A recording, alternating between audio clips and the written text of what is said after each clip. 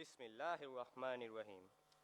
Respected Principal, Mr. Trizim Marikar, Guest Speaker for the day, Dr. Mohammad Azmir, Secretary Board of Governors, Mr. Alavi Mukhtar, Deputy Principal Administration, Mr. M. Shazuli, Vice Principals, Sectional Heads, Teachers, my fellow brothers, and all distinguished guests. Assalamu alaikum wa rahmatullahi wa barakatuhu, and a very pleasant day to all of you.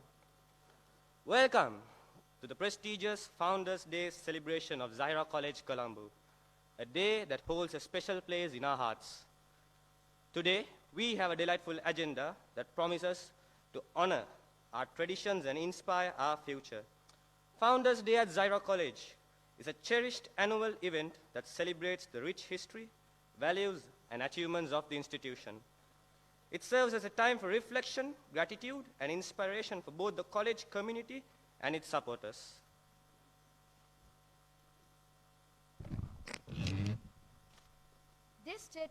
This cherished occasion also serves as a poignant reminder of our rich history, the visionaries who laid the foundation of this esteemed institution, and the enduring legacy of excellence that continues to shape the lives of countless individuals.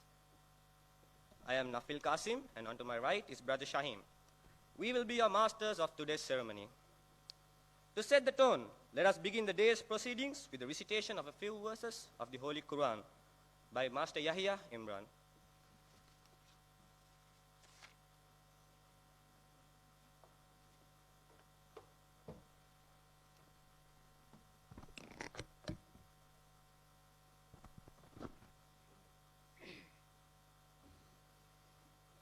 أعوذ بالله من الشيطان الرجيم.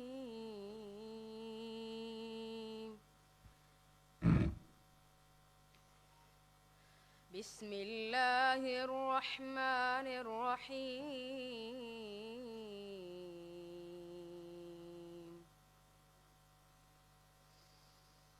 إن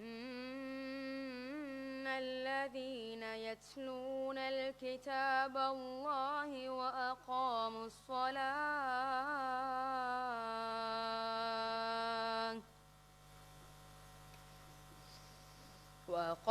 الصلاة وأنفقوا مما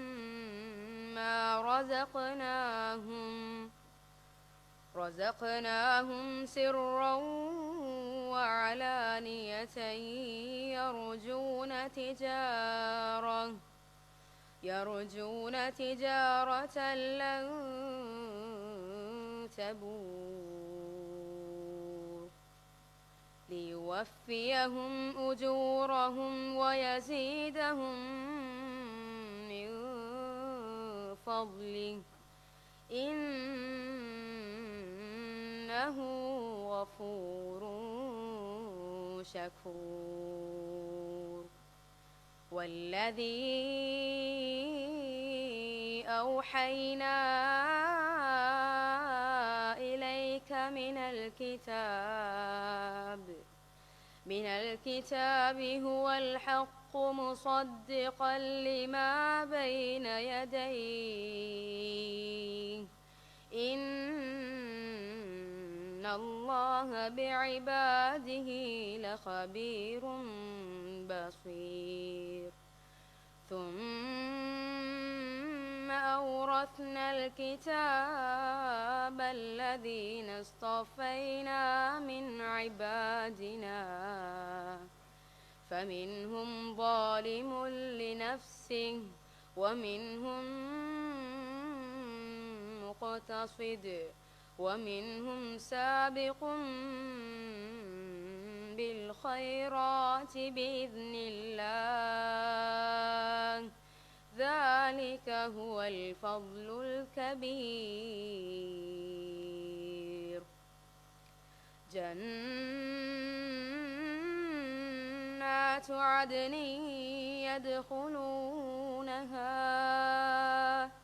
يدخلونها يحلون فيها من أساور من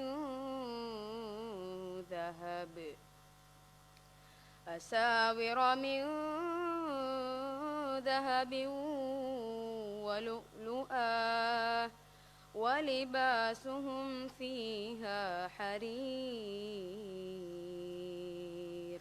صدق الله العظيم.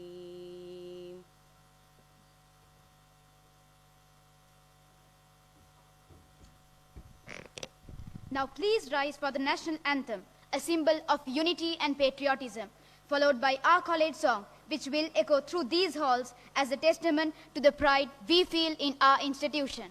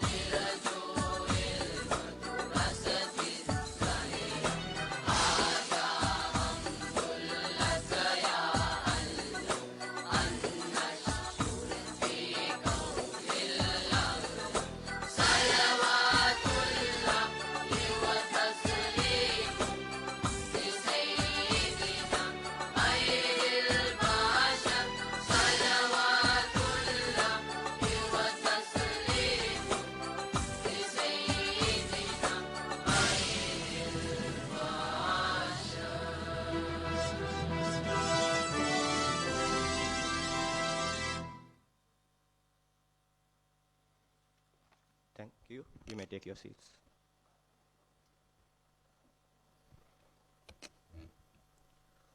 We are honored to have our Deputy Principal Administration, Mr. Mohammad Shazali, to grace us with the welcome address, extending his warm greetings to everyone who are present here today. Sir, the podium is yours.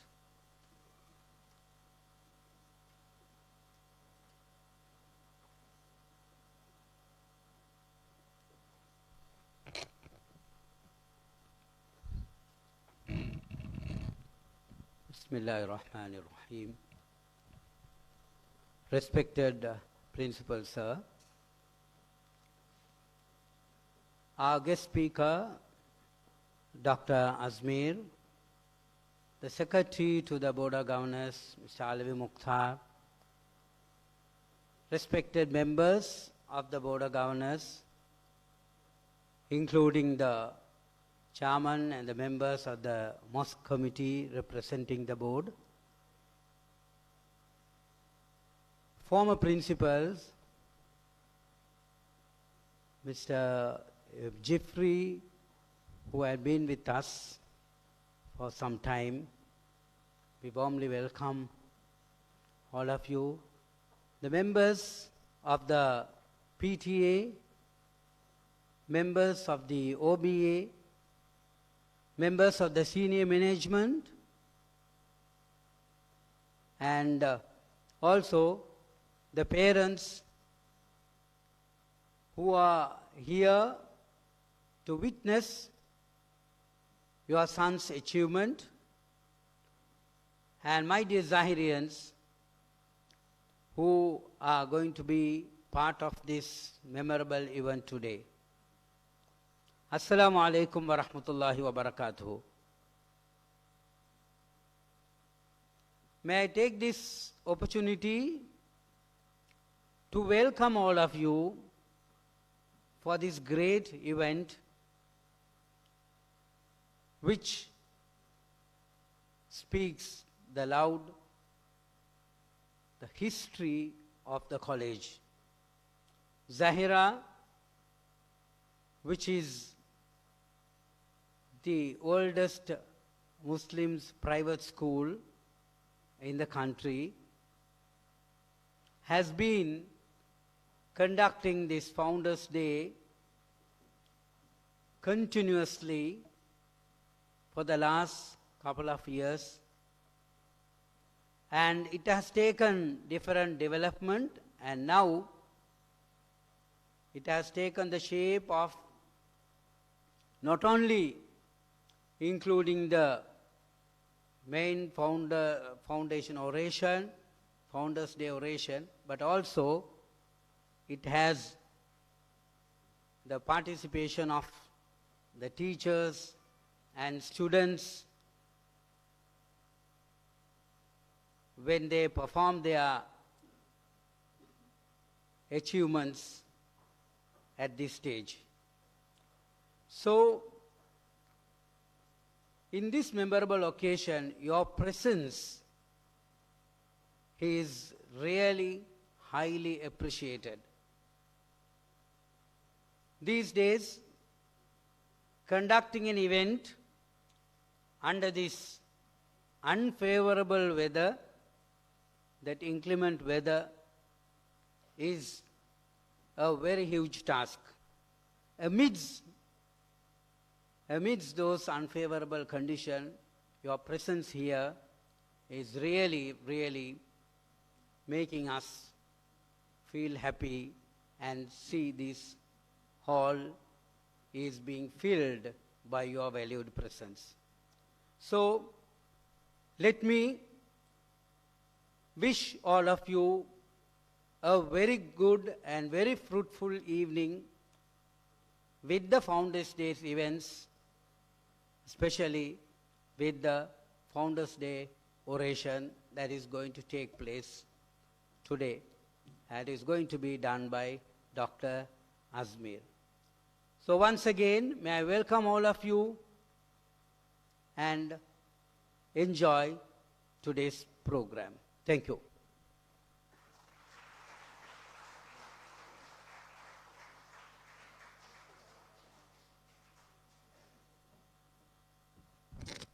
Thank you, sir. Al-Hafil Al-Alim Afdal will lead us in a heartfelt dua, paying homage to the founders whose vision continues to guide us all.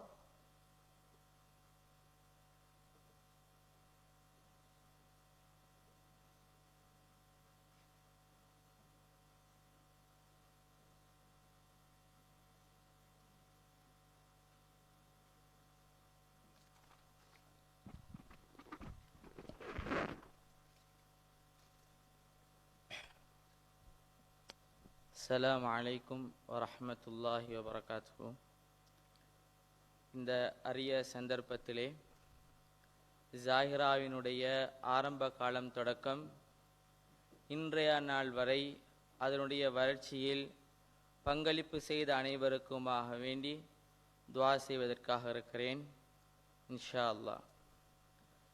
அல்ஹம்துலில்லாஹி ரப்பில் ஆலமீன் حمدا يوافي نعمه ويكافئ مزيدا. اللهم صل على سيدنا محمد النبي الأمي وعلى آله وصحبه وسلم. لا إله إلا الله الحليم الكريم. سبحان الله رب العرش العظيم. والحمد لله رب العالمين. اللهم إنا نسألك موجبات رحمتك وعزائم مغفرتك والغنيمة من كل بر والسلامة من كل إثم. لا تدع لنا ذنبا إلا غفرته ولا هما إلا فرجته ولا دينا إلا أديته ولا مريضا إلا شفيته ولا حاجة هي لك رضا إلا قضيتها ويسرتها يا أرحم الراحمين. اللهم اغفر للمسلمين والمسلمات والمؤمنين والمؤمنات الأحياء منهم والأموات.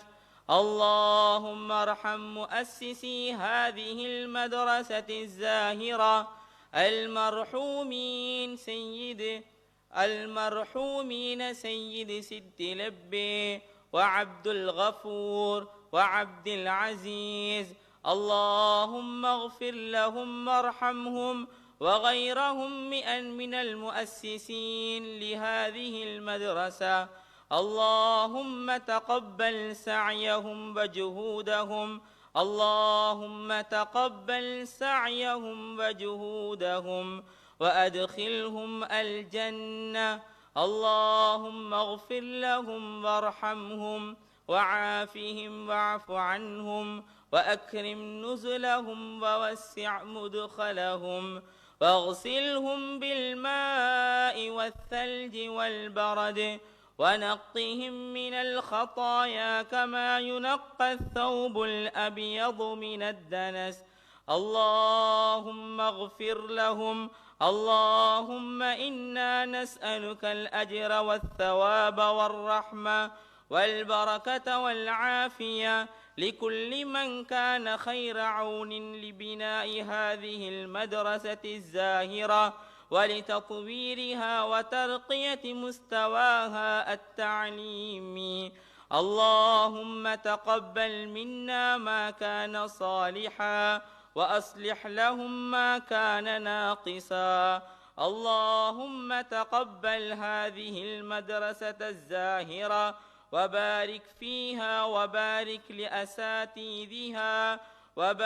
لأساتذها وطلابها وأمنائها وكل الموظفين فيها.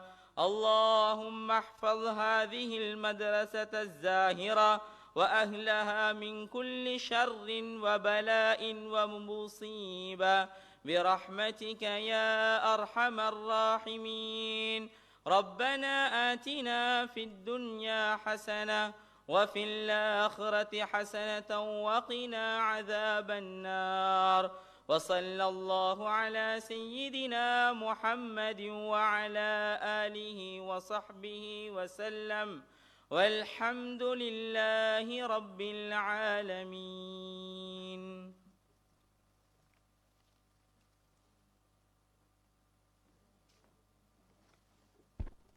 Jazakallah khair.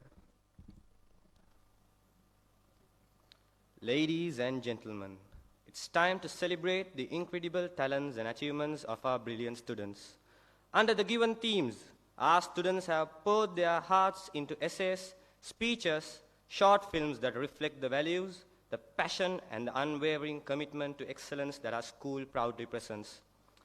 Now, without further ado, we have the honor of announcing the names of a few winners who will be presenting their winning speeches and poems on this prestigious stage. These students have demonstrated exceptional creativity, dedication, and mastery of speaking ability. Join us in acknowledging their incredible achievements and giving them a warm round of applause.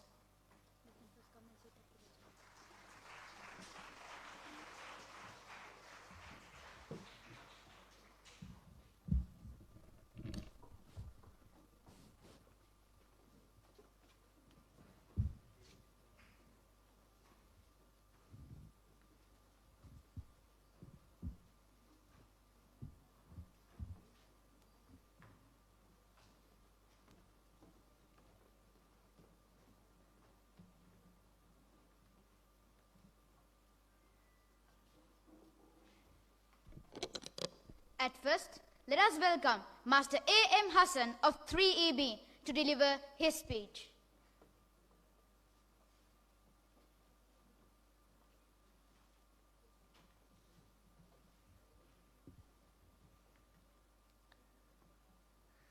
Honorable Chief Guests, distinguished guests of honor, respected Principal, Deputy Principal, Vice Principal, dedicated teachers, beloved parents, and my dear brothers. Assalamu alaikum wa rahmatullahi wa barakatuh.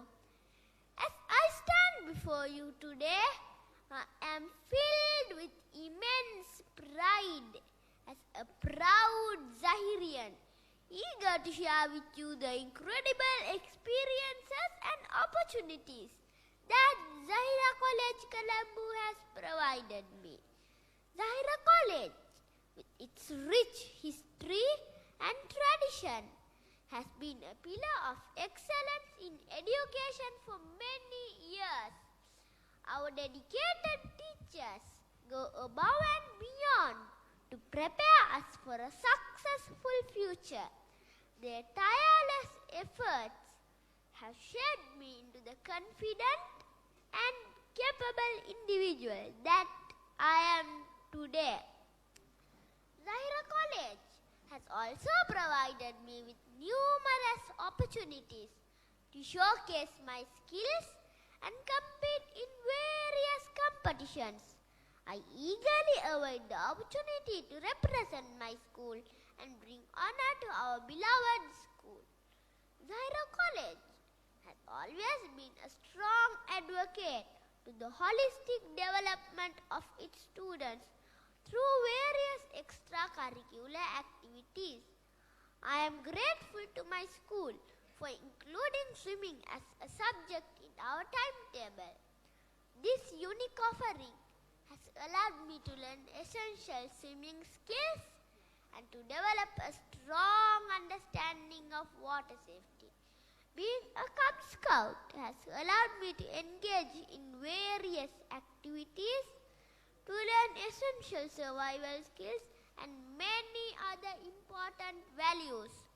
Furthermore, my school has encouraged me to actively participate in karate, where I have achieved the esteemed orange belt and waiting to receive my green belt. Through chess, I have developed critical thinking skills, strategic planning, and the ability to make calculated decisions. Football has not only enhanced my physical fitness, but has also taught me the importance of teamwork and sportsmanship. In conclusion, today I stand here humbled and grateful for the countless blessings bestowed upon me. I am proud of Zahira College today, and I will make my school proud of me one day, inshallah. هذا حمد لك يا الله أن نشكر فيك الأعلى. We praise and thank thee, O Lord, for all that you grant us. Thank you. Jazakumullahu khaira.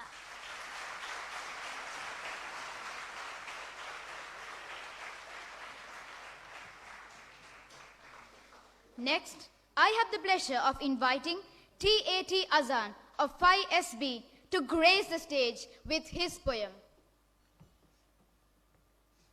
Assalamu alaikum wa rahmatullahi wa barakatuhu. Himidiri udaye kokkurana se oba veta piyabanne nanaguna vadamin sip kiri pavamin yahamaga penvanne apage Zahira maniyane Guru kala apage dovana danumen nisilesa nanavadamin nagena hiren hiru nagena vilasin dina dina naga enne apage Zahira maniyane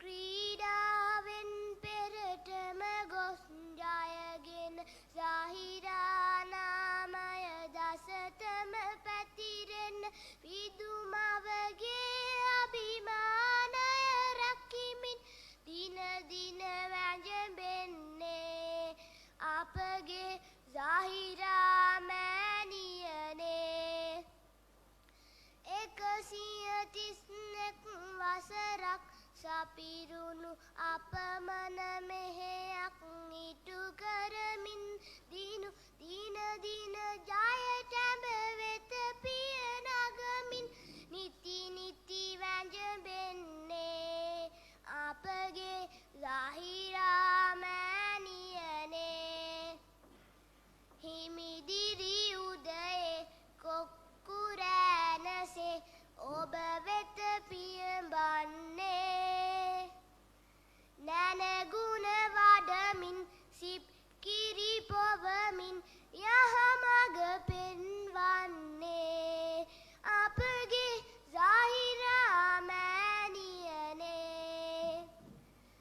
Ora bipasha tibi jaya siddhi lebbewa pichi marikar adi ugatun godanam vapume fidumawa rakaganne apage Zahira mෑණියනේ මුතු මෙන්න එක මුතු වී අප සැමදෙන විදුමවුතුරුලෙන් නිසි ලෙස පලගෙන ගෙන යමු Zahira නාමය ලොවටම සැමදා ජය ගනිමින් අභිමානය රැක ගනිමින් සැමදා ජය ගනිමින් අපගේ විදුමව රැක ගනිමින් ස්තුති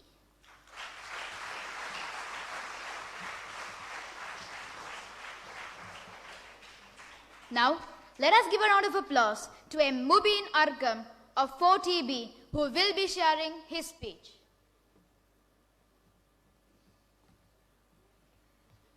உங்கள் அனைவருக்கும் எனது உள்ளத்தின் ஆழத்திலிருந்து ஊற்றெடுக்கும் கனிவான சலாம் அஸ்ஸலாமு அலைக்கும் வரஹ்மத்துல்லாஹி வபரகாத்துஹு ஈழமணித் திருநாட்டின் இதயமாக திகழும் தலைநகராம் கொழும்பு மாநகரில் தலை நிமிர்ந்து நின்று எம்மறிவு பசியை ஆற்றி வரும் கொழும்பு மர்தானை Zahira கல்லூரி செதுக்கிக் கொண்டிருக்கும் சிற்பங்களில் நானும் ஒரு சிற்பமாக இருப்பதை இட்டு மிகவும் பெருமிதம் அடைகின்றேன். நாட்டின்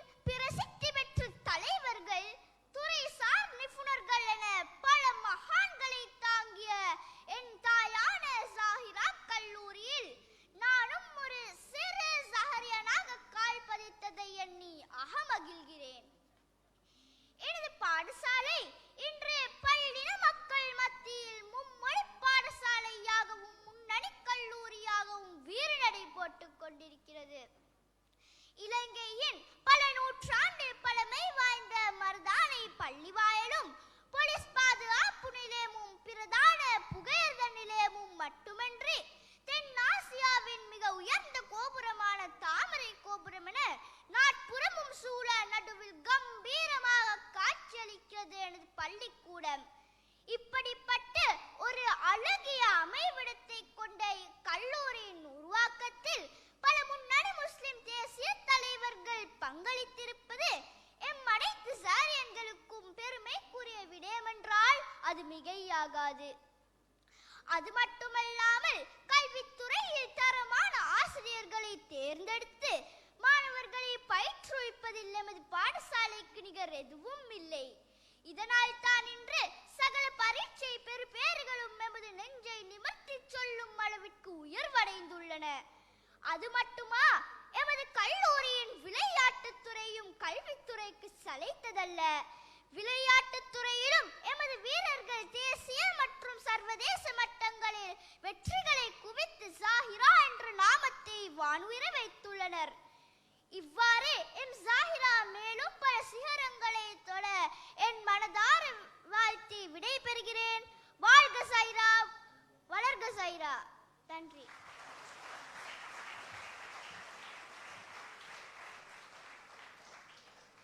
Next, I would like to invite Akif Nisreen of 9AA to deliver his speech.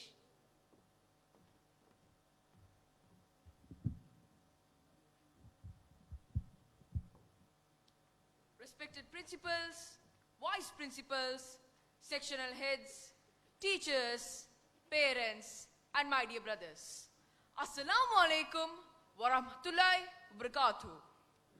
Today we are about to embark on a journey, a voyage through the life and legacy of a person who is so multifaceted and so dynamic. He is seamlessly blended in the roles of a lawyer, educationist, philanthropist, publisher, writer, and also played a significant role in the Muslim revival movement. Ladies and gentlemen, fasten your seatbelts, for we are about to go on a journey of the boundless potential when one individual dares to wear so many hats in the pursuit of greatness. Mr. M.C. Siddilebbe, a name that echoes through the corridors of history. So what does his life have to offer us? Let's venture forth to find out. Mr. Siddilebbe's journey towards founding Zahira College wasn't without its fair share of hardships and struggles. In the late 19th century, education opportunities for Muslims in Sri Lanka were limited, causing a pressing need for a school that could cater to their specific needs. Recognizing these needs, Mr. Siddilebbe and a group of like-minded individuals embarked on an ambitious mission. They overcame financial struggles, bureaucratic hurdles, and social constraints to establish Mother Zahira in 1892. Under Mr. Siddilebbe's leadership, Zahira College flourished. His tenure as the principal of the college marked a period of growth and progress. He worked tirelessly to ensure that Zahira College not only provided quality education, but also instilled in its students self-discipline, moral values, and communal responsibility. His emphasis on holistic education laid the foundation for countless students who would go on to make significant contributions in society. Moreover, Mr. Siddilebbe's philanthropic endeavors knew no bounds as he generously contributed to various charitable causes. He always helped the needy, no matter what, embodying the true spirit of giving. His actions not only benefited the Muslim community, but also underscored the importance of compassion and solidarity in a multicultural and diverse society like ours. Beyond his role in education, Mr. Siddilebbe was also a tireless champion of social services towards Sri Lanka. His philanthropic endeavors extended to various causes, such as providing communal responsibility, helping people, and many more. His selfless services touched the hearts of many individuals and turned their hearts into a good heart. Mr. Siddilebbe's services were not unrelated to education and social spheres alone. His relentless pursuit of maintaining unity and harmony among various religious ethnic groups was a crowning achievement in Sri Lanka. His efforts to bridge gaps and make us one united society bonded with love and affection was a true testament. This is what left his legacy that binds us as one united nation. In ending, Mr. Siddi Lebe's life is a remarkable tapestry of dedication, empowerment, compassion, and education. Let us remember that his life is not just a page in history, but it is a guiding light for our future. So let us carry his torch of respect, dignity, so we can empower that into our lives and for our future generations as well. Jazakallah and wassalam.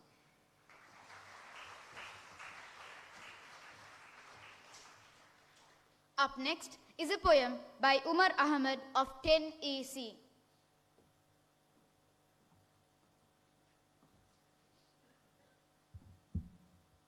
Assalamu alaikum wa rahmatullahi wa barakatuhu. In the halls where knowledge blooms each day, my Zahira, my mother, where I find my way, with teachers who nurture and classmates who care, in this place of learning, together we share.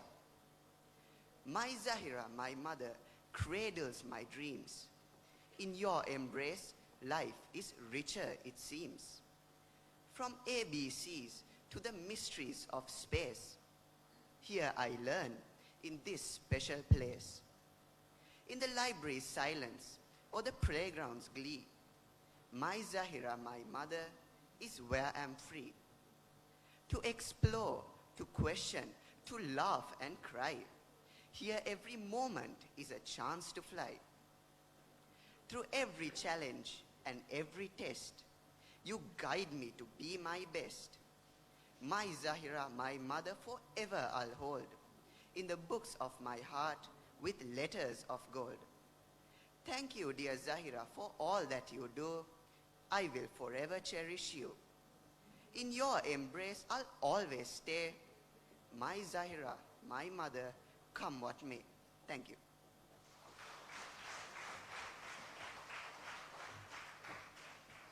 Now, let us welcome M. Safiullah of 10SD to deliver his speech.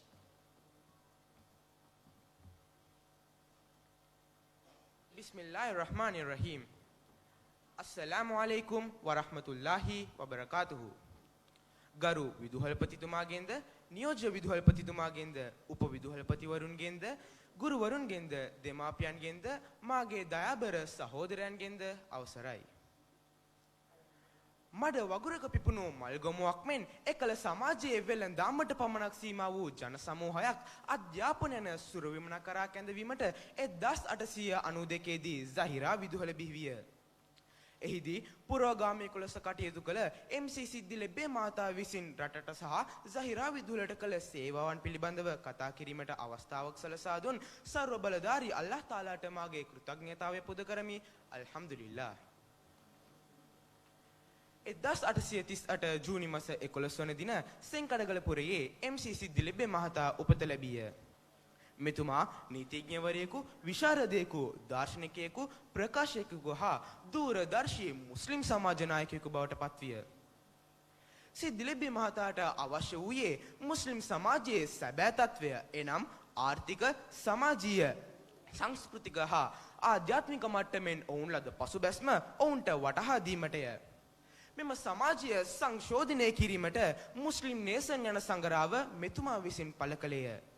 මෙමගින් සමාජයේ දැනුවත් කිරීමේ කටයුතු සාර්ථක ලෙස පැවතුණි. නිදහස් සටන්කාමයක වූ ඔරාපි පාෂා මහතාගේ සහාය ඇතිව කොළඹ ප්‍රථම ඇංග්ලෝ මොහමඩ් යන පාසලේ නිර්මාතෘවරයා වූයේද MC සිද්දි ලෙබේ මහතාය. තවද 1882 දී කොළඹ මරදාන මද්රසතුල් Zahira යන නමින් මද්‍රසාවක් ආරම්භ කර ඉන්පසු එය 1892 දී Zahira විදුහල ලෙස නම් කළේය. එතුමා එදා පැළ කළ බීජයක ඵලයක් ලෙස අද මා ඔබ හමුවන්නේ Zahira දරුවෙකු ලෙසය. එමෙන්ම පාසල් වී සිටින දරුවන්ට නොමිලේ අච්චුපොත් මුද්‍රණය කළ බෙදා දුන්නේය. මෙතුමාන ලියූ ග්‍රන්ථ අතරින් ගජන දීපන්, Torch of Wisdom සහ මුස්ලිම් නේසන් යනාදී ග්‍රන්ථ සුවිශේෂී ගණයට අයත් වේ. මෙතුමා විසින් ආරම්භ කළ වෙනත් පාසල් බොහෝමයක් ඇත. කොළඹ හමීඩල් හුසේනියා විදුහල, මහනුවර කාන්තා විදුහල, කුරුණෑගල මොහම්මදියා කාන්තා විදුහල ඒ සඳහා සමහර උදාහරණයන්ය. මුස්ලිම් වරුන්ගේ අධ්‍යාපනය ඉහළ නැංවීමට මෙතුමා සතු වූ සියලු දේ කැප කළේය. මෙතුමාගේ පරාර්ථකාමීත්වය හා තීක්ෂණ බුද්ධිය අප සියලු දෙනාටම පූර්වාදර්ශයකි. මෙතුමා විසින් කළ සේවය අගැයීම සඳහා රජය විසින් මෙතුමාට ජාතික වීරයෙක් ලෙස නම් කළ එතුමාගේ ඡායාරූප ඇති මුද්‍රයන්ද නිකුත් කළේය. සිද්ධිලෙබේ මහතාගේ චරිතාපදානය පූර්වාදර්ශයට ගනිමින් සමාජයට යහපත් පුරවැසියෙකු ලෙස කටයුතු කිරීමට හැකි වේවායි ප්‍රාර්ථනා කරමින් මාගේ වචන ස්වල්පය අවසන් කරමි. අසා සිටි ඔබ සැමට ස්තුතියි.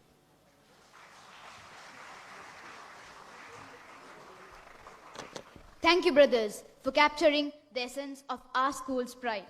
Let us give them a round of applause for these young individuals for their outstanding talents. Over to you, Mrs. Zeenat Ismail.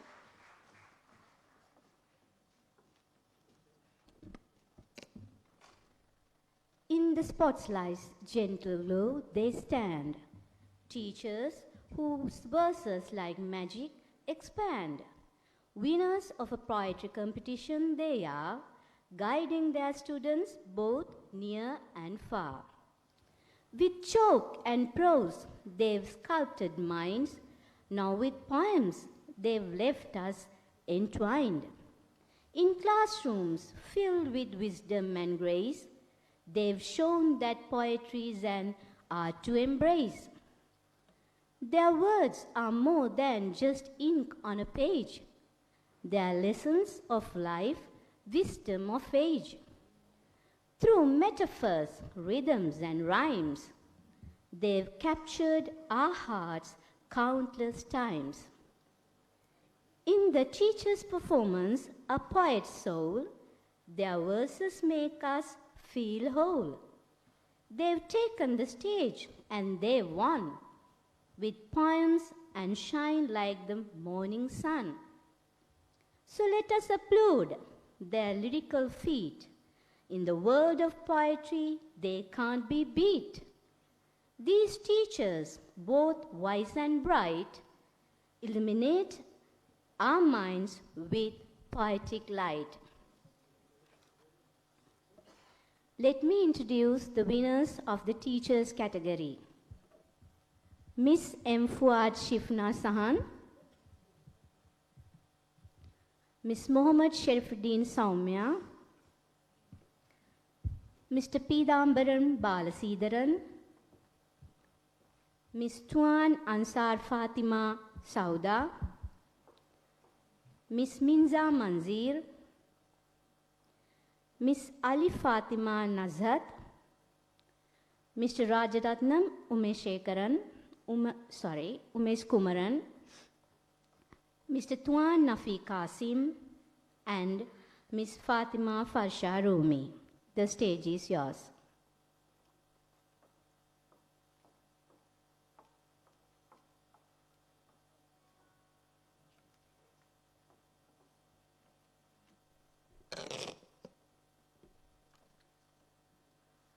Zahira Mauni, ඔබ ජාතියේ අභිමානයයි.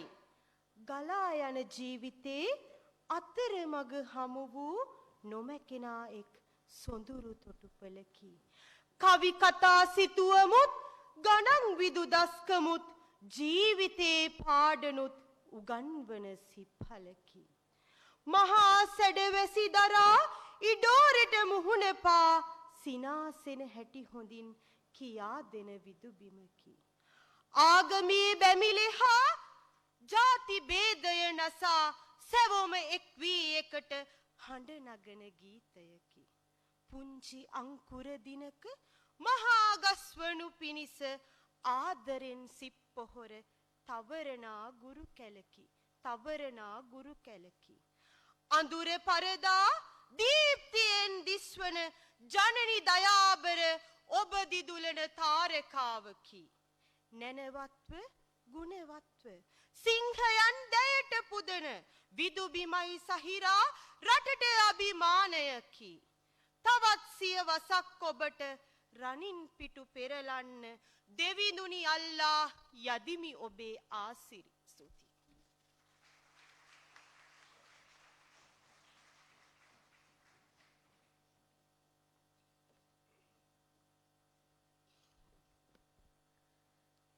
ஜாஹிரா, நீ எம் தேசத்தின் பெருமையே, முஸ்லிம் ஆண் மக்களின் முதுசமே, முஸ்லிம் சமூகத்தின் அடையாளமே, முன்னேற்ற பாதையிலே முன்னோக்கி செல்லும் நீ எம் தேசத்தின் பெருமையே, நீ எம் தேசத்தின் பெருமையே.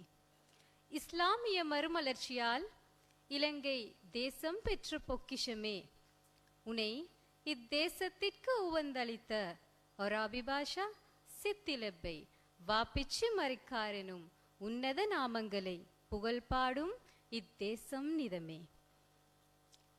விரிந்த இவ்வுலகினிலே விடியலை தேடும் மாணவர்கள் விந்தை மிகு சாதனைகளை விருட்சமாய் வீரிட்டு பரப்பிட வித்திட்ட நீ எம் தேசத்தின் பெருமையே. விந்தை மிகு சாதனைகளை விருட்சமாய் வீரிட்டு பரப்பிட வித்திட்ட நீ எம் தேசத்தின் பெருமையே. சாஹிராவே, நூற்றாண்டை தாண்டி சாதனைகள் பலவற்றை அசாதாரணமாக சாதித்துக் கொண்டிருக்கும் உன் புகழ் சகாப்தங்களை கடந்தும் சதாவும் ஓங்கி ஒளிக்கட்டும். உன் புகழ் சகாப்தங்களை கடந்தும் சதாவும் ஓங்கி ஒளிக்கட்டும். பல பேராசிரியர்களையும் பல அரசியல் தலைமைகளையும் பல தேசிய விளையாட்டு வீரர்களையும் இன்னும் பல்லாயிரம் ஆளுமைகளையும் பிரசவித்த நீ எம் தேசத்தின் பெருமையே, நீ எம் தேசத்தின் பெருமையே. கலை இலக்கிய துறைகளிலும் கல்விசார் உயர் அடைவுகளிலும் கண்ணியமிக்க பல கனவான்களை கருவாக்கி உருவாக்கியவளும் நீதானே. கண்ணியமிக்க பல கனவான்களை கருவாக்கி உருவாக்கியவளும் நீதானே. எல்லா புகழும் இறைவனுக்கே, எல்லா புகழும் இறைவனுக்கே என என்றும் துதிபாடி எழுச்சி பாதைதனில் எழிலோடு வீறு நடை போடும் நீ என்றென்றும் எம் தேசத்தின் பெருமையே, நீ என்றென்றும் எம் தேசத்தின் பெருமையே. நன்றி.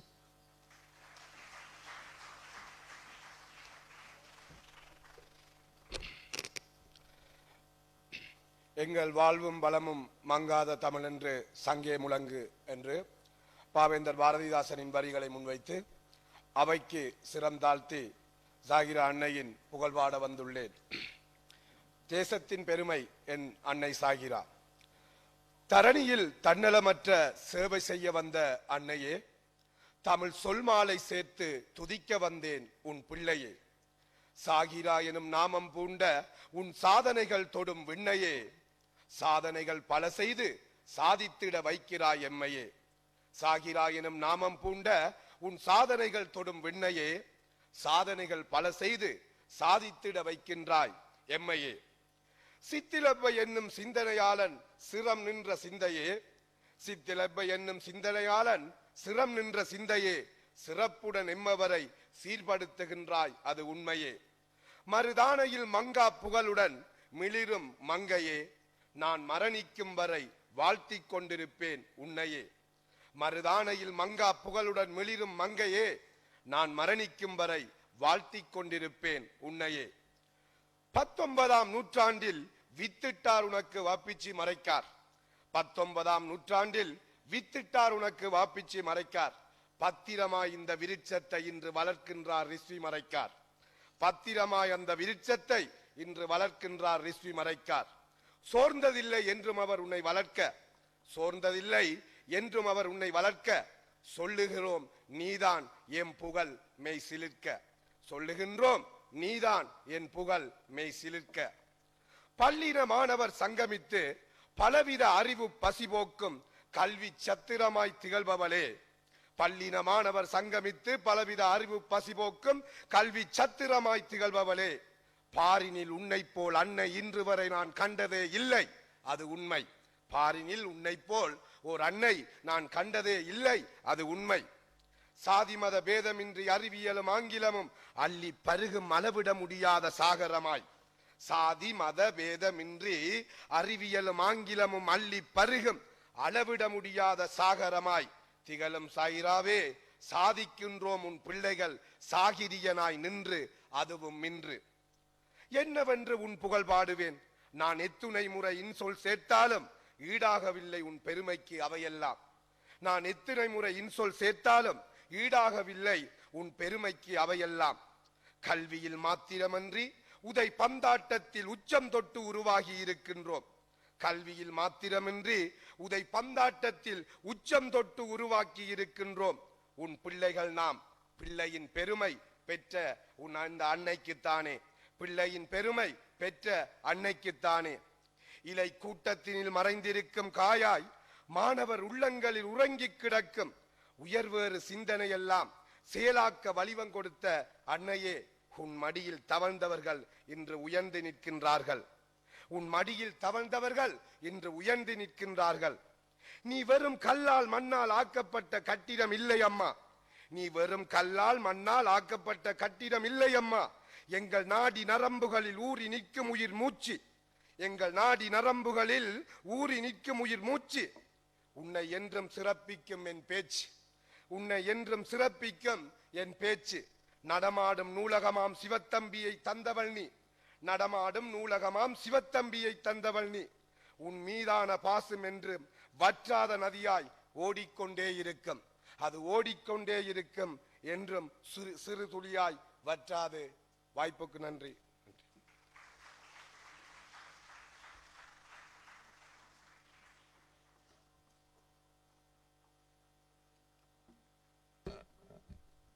Zahira, the nation's pride. We stand on the ground laid out on a plane of strength. Standing upright are the pillars of wisdom, courage, and history that stretches in length. Zahira College stands a radiant light, a place of learning, of culture and grace, a jewel of the nation, a revered space. From humble beginnings, its story unfolds, a legacy of knowledge that spans the world. Founded in wisdom, a century and more, Zahira's legacy we forever adore. Diversity thrives within these hallowed halls. Students from all walks of life, the college calls, united in purpose, in learning and in creed. Zahirians stand strong in thought and in creed. In classrooms and libraries, minds come alive with teachers as guides. Knowledge they derive, a curriculum rich from science to art. Zahira fosters brilliance in every heart. Sports fields resounds with youthful cheers. Athletes and champions emerge through the years. Zahirians shine bright, their talents combine. Cultural festivals, a vibrant display. From music and dance, they light up the way. From Sinhala to Tamil and all in between, Zahira's unity is beautifully seen. Alumni scattered across the globe's expanse. Leaders, thinkers, in every circumstance, they carry with a Zahira flame, spreading its glory, acclaiming its name. Zahira College, you are a source of pride. In Sri Lanka's heart, you forever reside. A symbol of unity, wisdom's embrace, the nation's treasure, a sacred space. As time marches on, your legacy secure. In the hearts of your students, steadfast and pure. Zahira, the pride of the nation, by heart and soul, I wish to extend Zahira the warmth of the heavens and the love of the oceans. Thank you.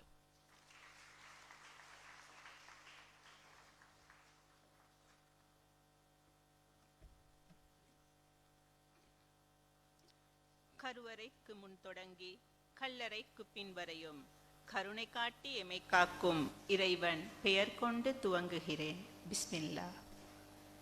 நேரம் பார்க்கவே நேரம்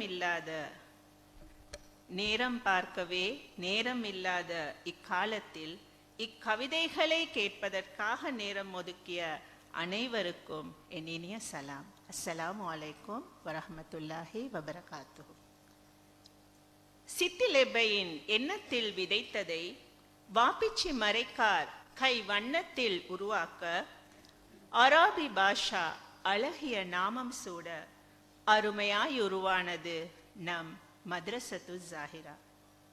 ஜாஹிரா இது வெறும் பெயர் அல்ல, சொல்லும் போதே உயிரெங்கும் பரவசம். ஜாஹிராவை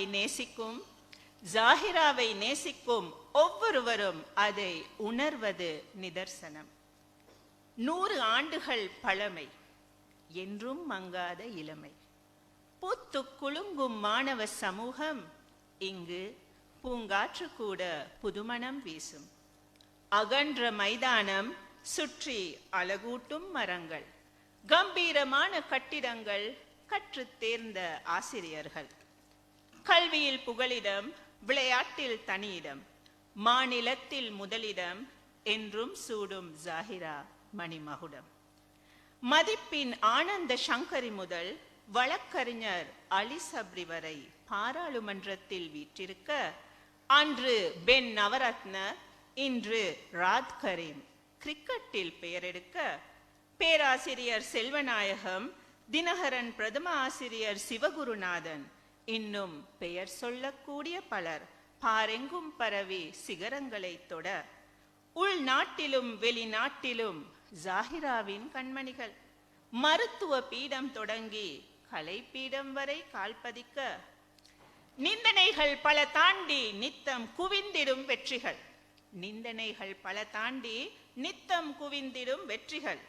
நினைவுகளை நிறைத்திடும் நீங்காத நினைவலைகள். ஒவ்வொரு வருடமும் ஜாஹிரா படைக்கும் புதுமை. ஒளிக்கட்டும் திக்கெட்டும் அதன் மகிமை. ஒரு நாள் வரும் மறுமை, அதுவரை ஜாஹிரா எம் தேசத்தின் பெருமை.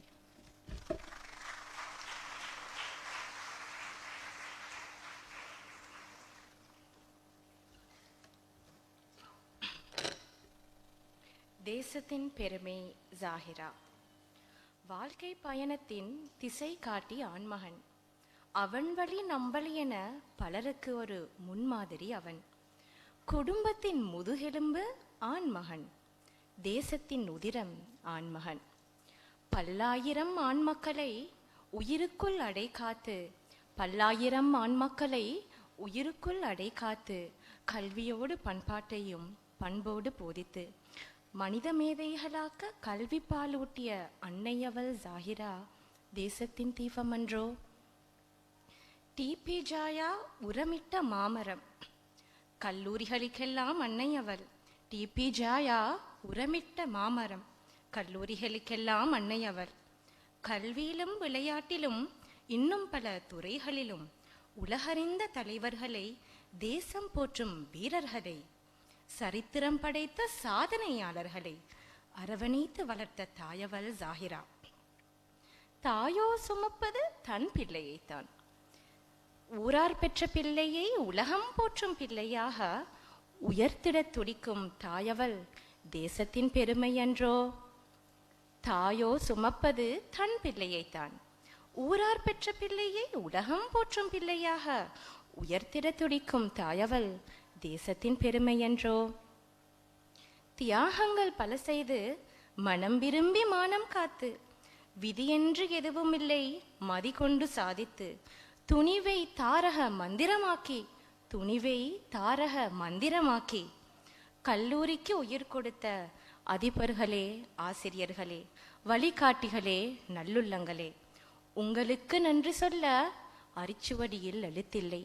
உங்களுக்கு நன்றி சொல்ல அரிச்சுவடியில் எழுத்தில்லை.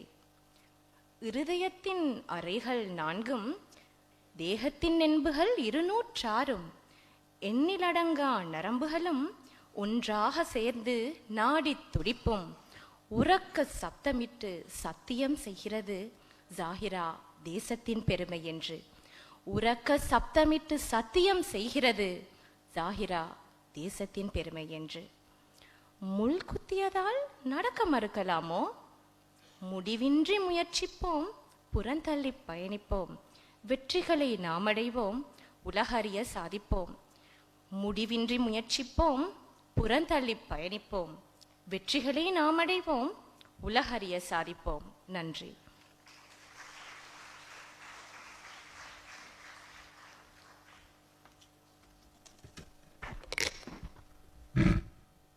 யாமறிந்த மொழிகளிலே தமிழ் மொழி போல் இனிதாவது எங்கும் காணோம் எனும் பாரதியின் வைர வரிகளோடு அனைத்துள்ளங்களுக்கும் என் சிறந்தாழ்ந்த வணக்கங்களை தெரிவித்துக் கொள்கிறேன்.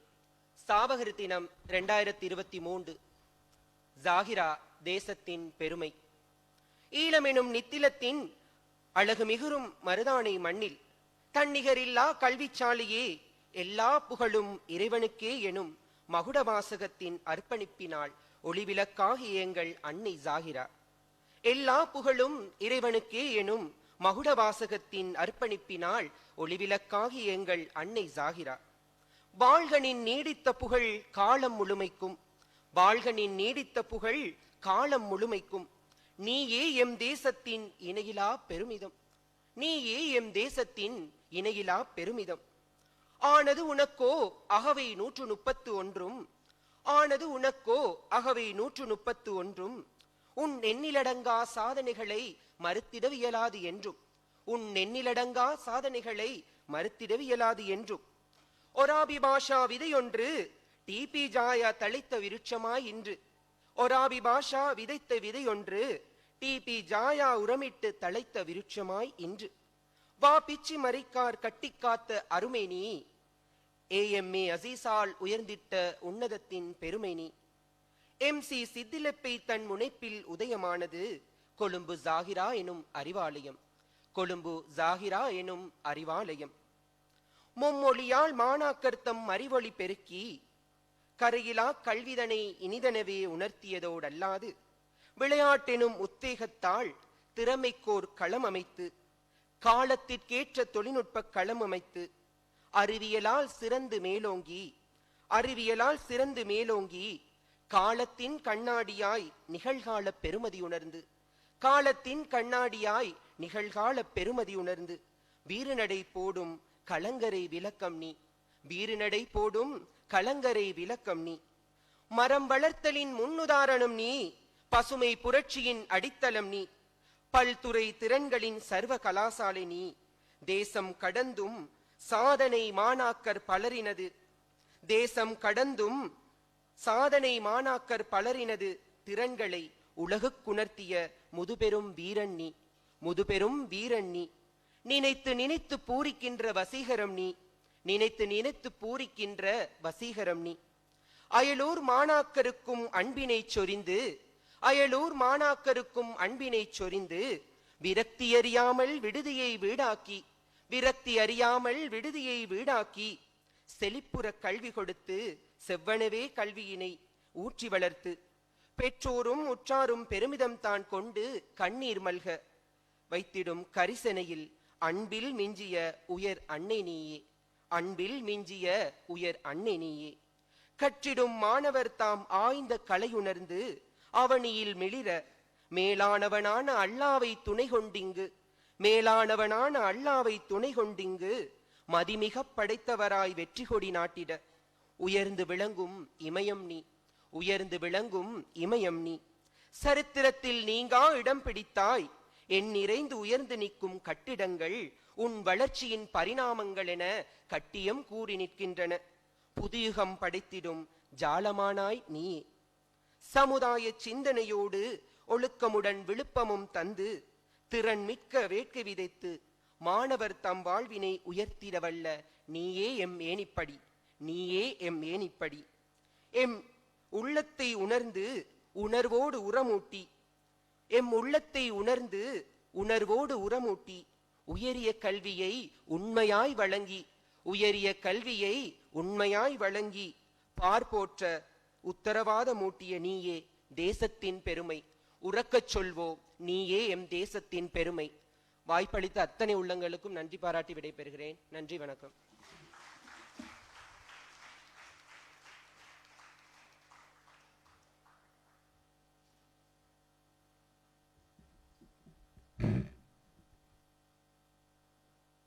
The torch of excellence. Ceylon was its name, a pearl of the ocean, where lion-hearted men strive for a nation, struggle for freedom, pride, and education. Against the Red Cross, the crown of the West. Thus, the war for freedom ignited, shields of paper and swords of ink, birth of soldiers of paper and ink, an era of literacy and minds that think. Vision for the greens from men that ponder. The maroons lead and the yellow reds not far. Greens left, in solitary they wander, for a place to educate the younger. The words of Sid Dilip Bey, from the pulpit it spread. From the lands of the pharaohs arrived Orabi Pasha. Joined in hands Wapi Chimarika. Lit was the torch at the hands of these greats. A torch of pride, hope, and restitution. Illuminate the darkness of hopeless plight. Praise be to God, they prayed in despite. The torch of excellence blazes bright. Excellence is this torch, brightening their lives. Maroons, yellow reds united the greens. The torch of excellence lightening their minds under one green silver maroon sign. Excellence in culture, wisdom and play, molded with honor carefully as clay. Excellence is its name, the pride of the nation in all aspects of life, from birth to elevation. Men of gems, cut from ore, gifted to this nation from a mother who bore the name of this land, Al-Madrasatul Zahira, a torch of light for a gloomy era. Jazakallah.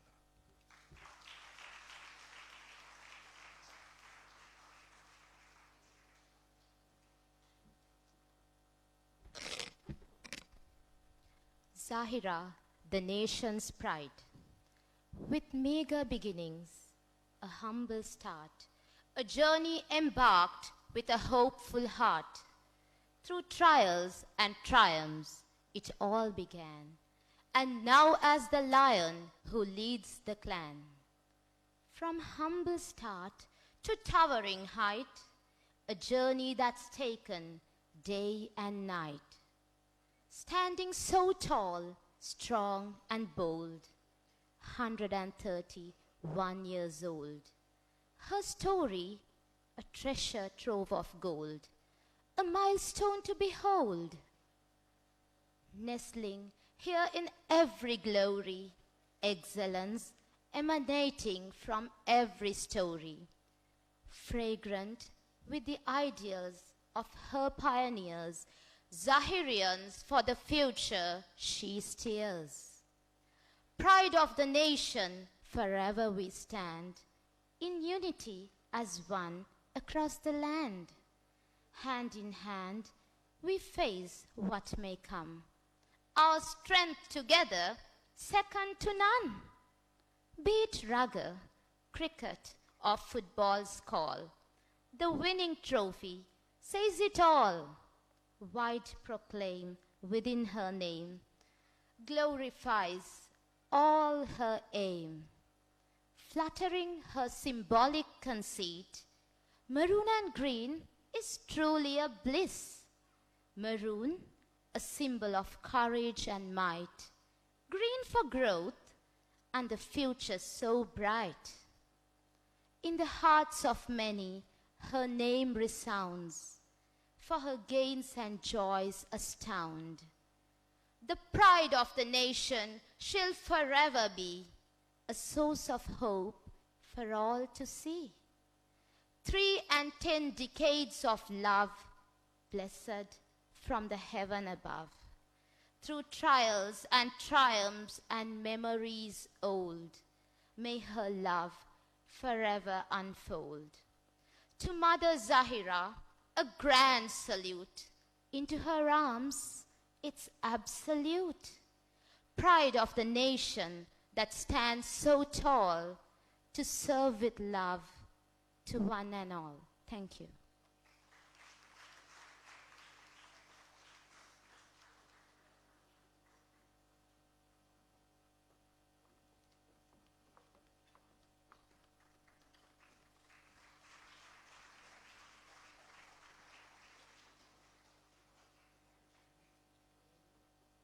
Now let us give them a big round of applause for their outstanding achievements.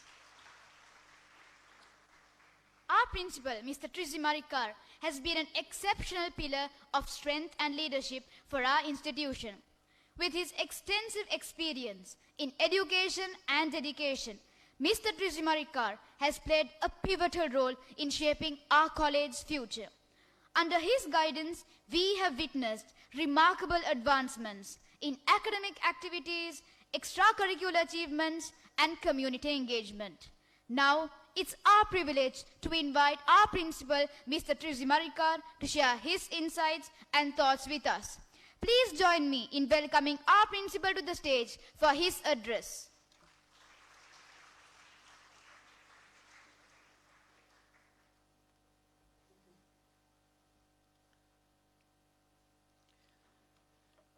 Bismillah ar-Rahman ar-Rahim.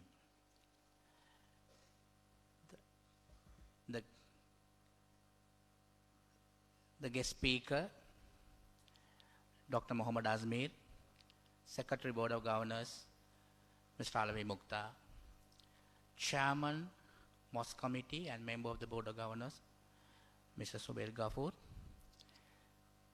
the former Principal, Mr. Jeffrey, members of the Board of Governors, members of the Mosque Committee, special invitees, OBA PTA representatives, parents, dear students, Assalamu alaikum.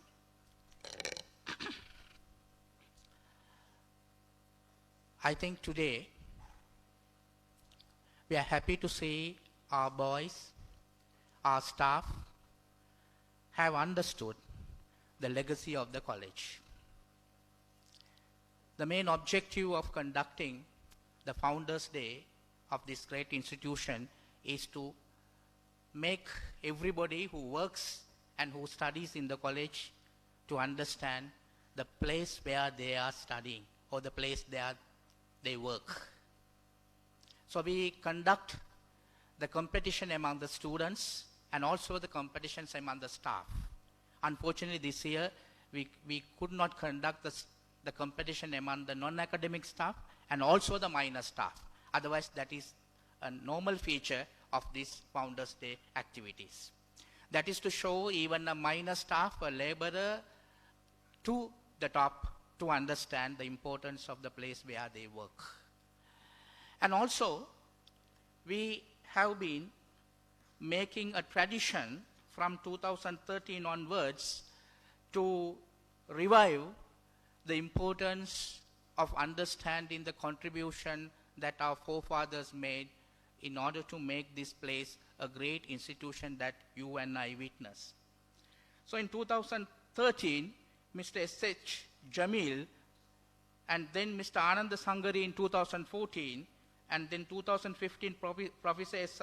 Sandran Nayagam and 2016 Professor Rizvi Sharif, 2017 Mr.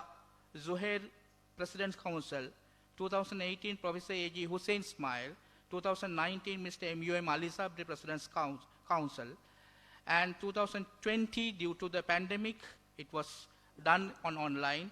2021 I made a few efforts due to the pandemic, it was on online, and then 2022 the Ambassador of Egypt, His Excellency Majid Mosley, addressed and delivered the Founders Day oration. And today we have invited another proud product of our college, Dr. Mohammed Azmir. We are very fortunate to see him here today with us, and also we are thankful for accepting our invitation. Founders Day oration of Zahira College, always those orators will have to adhere to certain conditions that the college lays on them. 1 month before, we meet the guest speaker and we give a title and we ask him to make a research and then prepare a speech, and 1 week before the event he has to send the speech for the printing purposes. So it is whoever is making this oration here, they have to adhere to that. However busy they are, however big they are, they have to comply with our request. And I must be thankful on your busy schedule that you have taken your time off to be with us this evening. I'm not going to take much of your time. I would like to tell you that I have taken about 1 hour from the commencement of this program to showcase our talents of our boys as well as the students. I hope that you enjoyed, and they set the tone for today's oration. Today's oration is done by Dr. Azmir, and he will be separately presented by Mr. Mihilad, the program coordinator of Founders Day. But I would like to say today's topic is some relevance to the present day context. Today, the ICT education is very much important one for the children and for the society. Zahira College, although that is not in the government curriculum, that we have started long ago, from grade 1 onwards to teach ICT for students. And in our college, we have number of ICT labs and a large number of tutors working on this. Ms. Azmir worked with us as a member of the Board of Governors, and he also worked as the committee chairman of education for some time, for complete 3 years. And during his period, we revived many areas. And since he's an ICT expert, I think today's topic, which is going to be the need of the ICT education policy in the contemporary Sri Lankan education system, is going to be an oration of national importance. Since he's the suitable person, I would believe that he has obtained his BSc from Western Sydney, and MSc from MSU Malaysia, and PhD from Ames College. I hope that he's suitable and one who could talk to us as a member of our Zahira family. So therefore, I would not take much of your time. I just wanted to tell you the importance of today's event. It is all that importance began on 1892, 21st of August. In Ceylon Independent, 1892, August 22nd mentions that the last evening, a school was inaugurated at Maradana Mosque premises and called Madrasatul Zahira. So that school started 1892, 21st August. Unfortunately, we conduct every time this event, but last month we could not have it due to the rescheduling of the school activities. So we wanted to have it today in order to commemorate that important day. So we have just passed 131 years. So on that landmark event, Dr. Azmir is going to be the man of the event.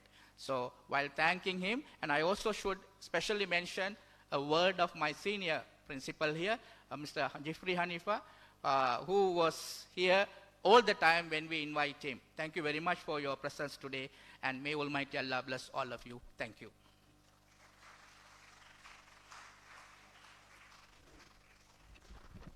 Thank you, sir.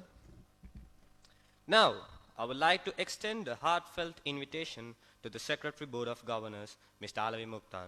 His unwavering dedication to our college's mission and his invaluable guidance has been instrumental in our journey of excellence. Please join me in welcoming Mr. Alavi Mukhtar to address the gathering.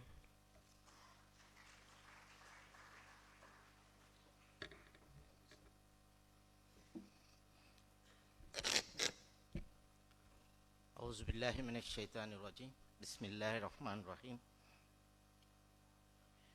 Dunya and Akhirah will be a better place if we do good. and encourage others to do good as well. Dunya and Akhirah will be a better place if you do good and encourage others to do good. That is what is taught in Zahira. So, Principal Sir, my dear buddy, Dr. Azmir, members of the mosque, chairman of the mosque committee, our former principal, Mr. Jeffrey Hanifa, members of the board of governors, members of the senior management staff of college, my dear Zahirians, members of the PTA and All Birds Association, teachers, students, and my dear parents. Assalamu alaikum wa rahmatullahi wa barakatuh.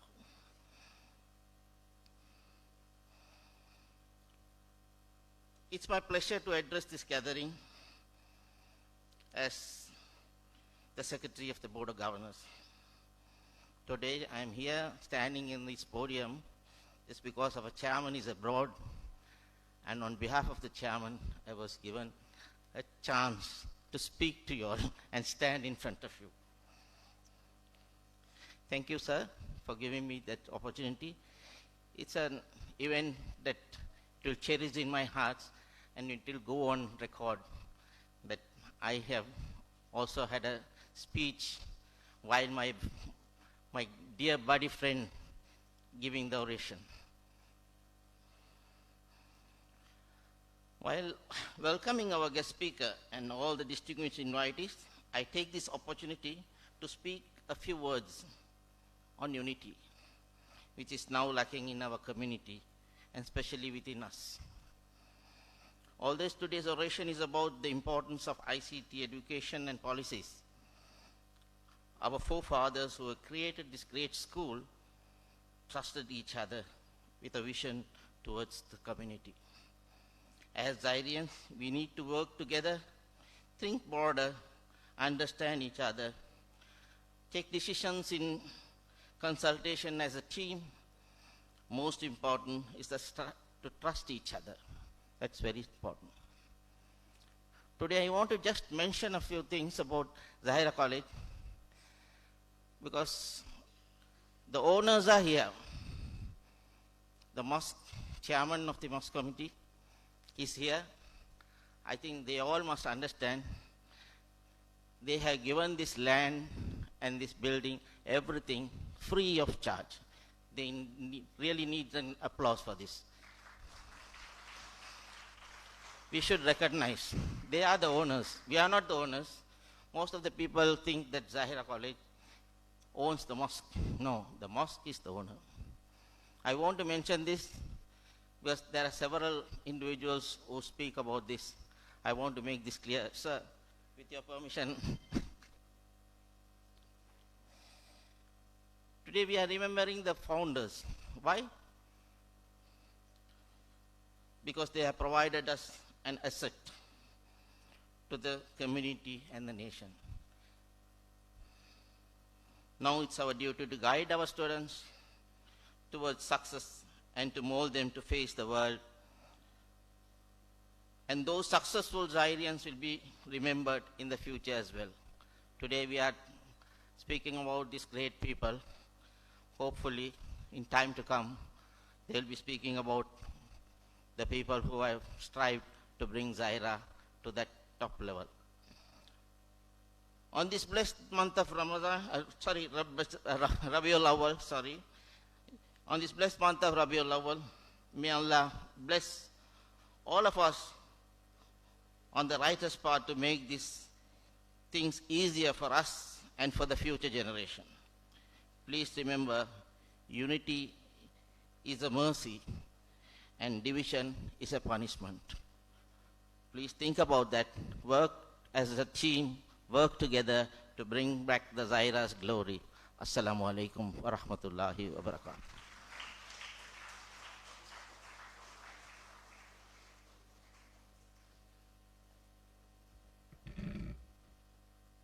Now, the stage is set for our Vice Principal of the Tamil section, A.M. Mehlar, who will introduce our esteemed guest speaker, Dr. Mohammad Azmir.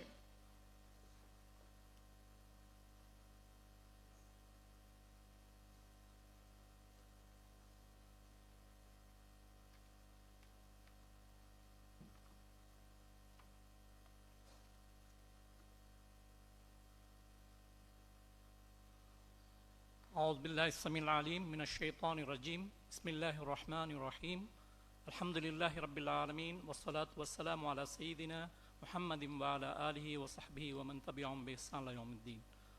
Worthy Principal, respected members of the Board of Governors, distinguished all boys, members of the PTA and all other affiliated bodies, respected colleagues, parents, and my dear children, Assalamu alaikum wa rahmatullahi wa barakatuh. It's my privilege to introduce today's guest speaker, Dr. Mohammad Azmir, who was the chairman of our Education Committee, Board of Governors.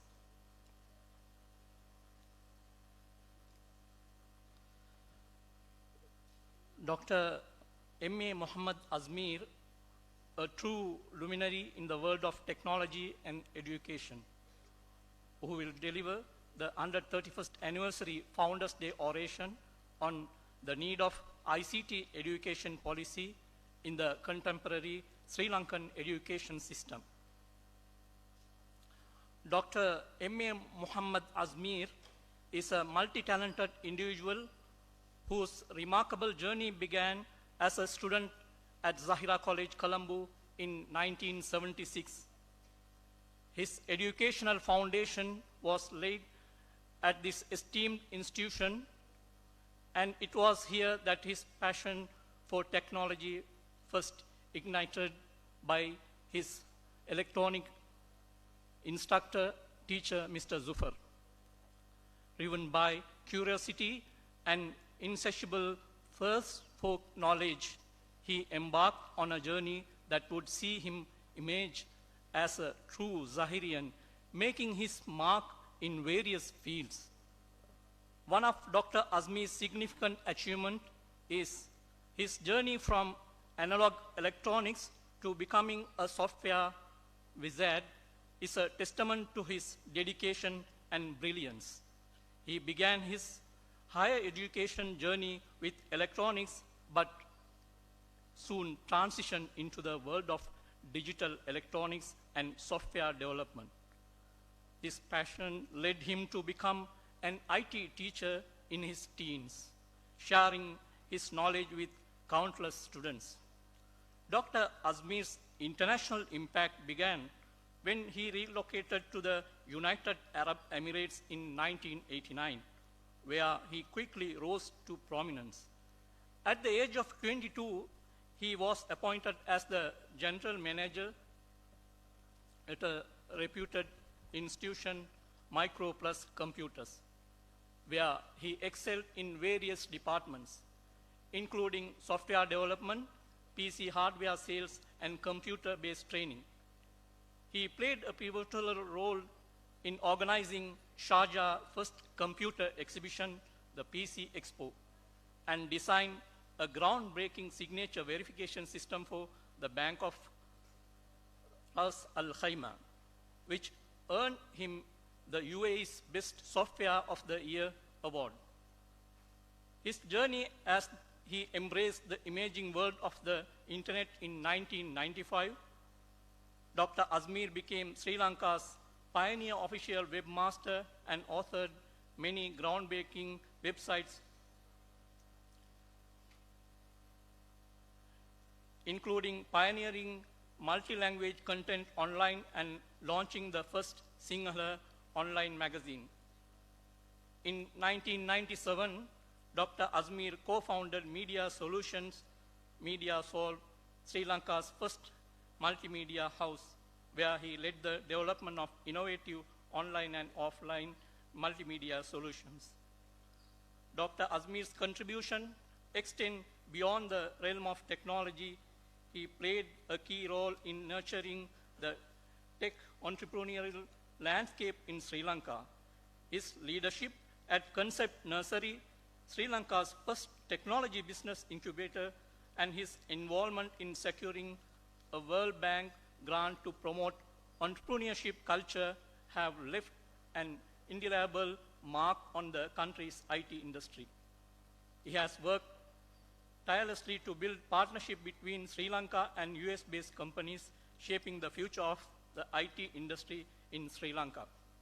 In 2008, he ventured into the world of education, starting Sri Lanka's first multimedia degree program at the South Asian Institute of Technology and Medicine. His dedication to education and technology has paved the way for numerous students to excel in the multimedia and ICT industry. Dr. Azmir's commitment to Zahira College is unwavering. He has not only built and maintained the college's website, but also served in various leadership roles, including the Honorary Secretary of the All Boys Association and as the Chair of the Education Committee Board of Governors.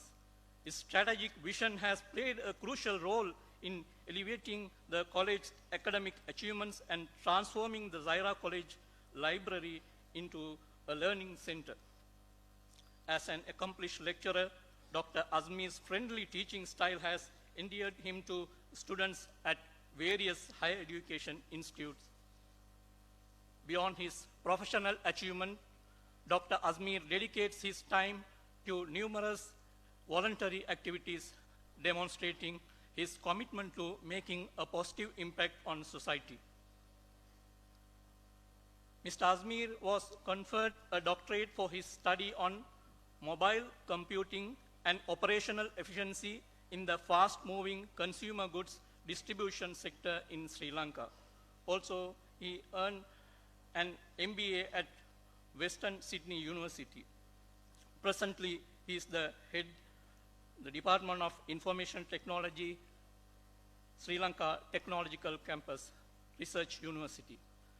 Ladies and gentlemen, Dr. M.A. Muhammad Azmir, not just an individual of exceptional talent and expertise, he is a true Zahirian whose contribution to technology, education, and society are nothing short of extraordinary. We are privileged to have him as our orator today. We eagerly anticipate his insights on the need of ICT education in the contemporary Sri Lankan education system. Please join me in welcoming Dr. Azmir to the stage with a warm round of applause. May Allah bless him immensely. Before the commencement of his oration, we will display some videographs and some reading materials related to his oration.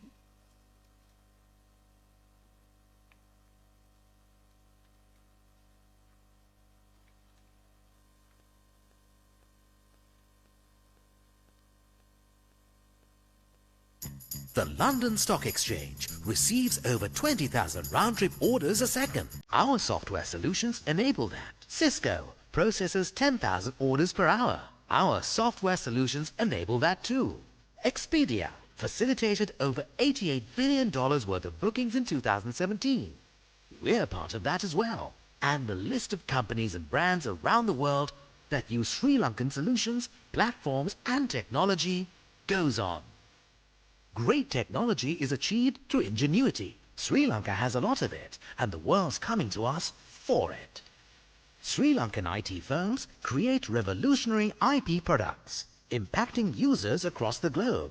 And our vibrant startup ecosystem generates innovations that are transforming a multitude of industries. Sri Lankan IT experts are all about fast turnaround times, agile working, and value-added solutions. We pride ourselves on our ability to deliver high productivity, quality, and ingenuity. Sri Lankan IT companies have been on the digital frontier for over 30 years, making us one of the world's favorite IT BPM destinations. The island's connected to the internet by 7 submarine cables, clocking ultra-high speed. On land, Tier 3 data centers, world-class connectivity speeds and region-leading network infrastructure give Sri Lanka a technological edge. We've got world-class local universities and the top international universities operating in Sri Lanka, producing some of the best IT talent in the world. 80,000 plus now and counting. Our IT professionals are our difference. They're adept at open source, obsessed with adding value to knowledge solutions, and innovating everything. Sri Lankan IT experts are naturally tech-savvy, adaptable, and vibrant. Sri Lankans are excellent communicators and collaborators, able to work across markets, and IT companies around the world want them. We've even won the Google Summer of Code 9 times in a row. Region-leading infrastructure and ICT literacy make Sri Lanka the preferred testbed for anyone wanting to enter large Asian markets. Sri Lanka's commercial laws, vibrant living environment, FTAs with neighboring nations and high rankings on South Asian business-related indices places us in a unique position to host regional headquarters and captive operations. Being the home of over 140,000 professional accountants, Sri Lanka is also a preferred destination for the finance and accounting industry, offering high-end analytics and a broad spectrum of FAO services. Imagine a sincere service, top-of-the-line thinking, and next-gen tech in a picturesque tropical island. Who said you can't mix work and pleasure? Sri Lanka's got it all. The experience, the people, the technology, and the drive to become the world's next big IT and BPM hub. Sri Lanka's an island of creators, innovators, and engineers. Always thinking, how can we make something better? That's our difference. We're an island of ingenuity.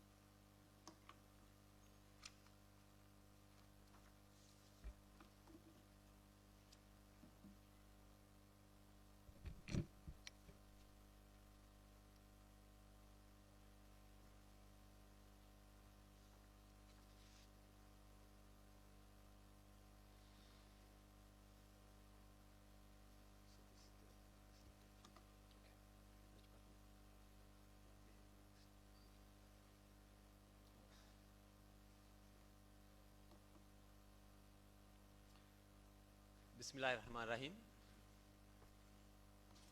My dear principal, the members of the mosque committee, the board of governors, teachers,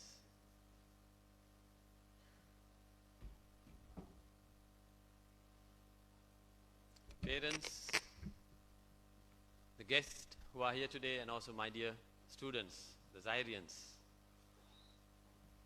Assalamu alaikum and good evening to you.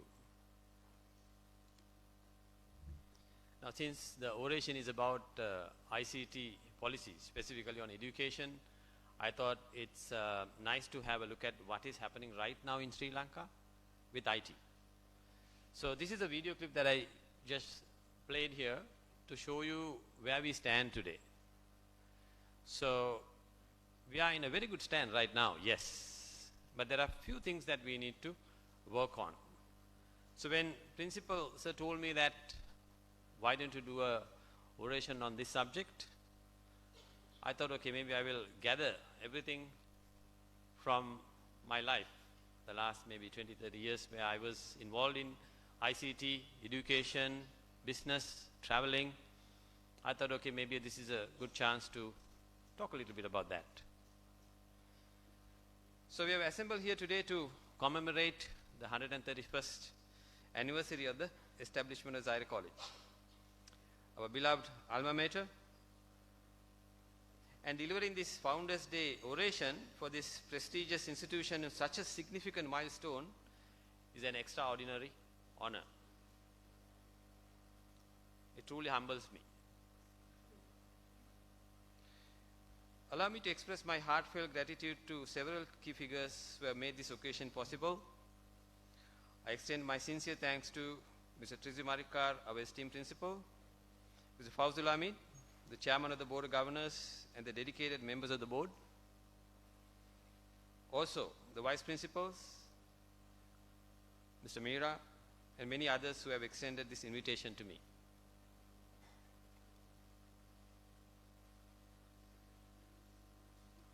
Let me see whether I can start the presentation.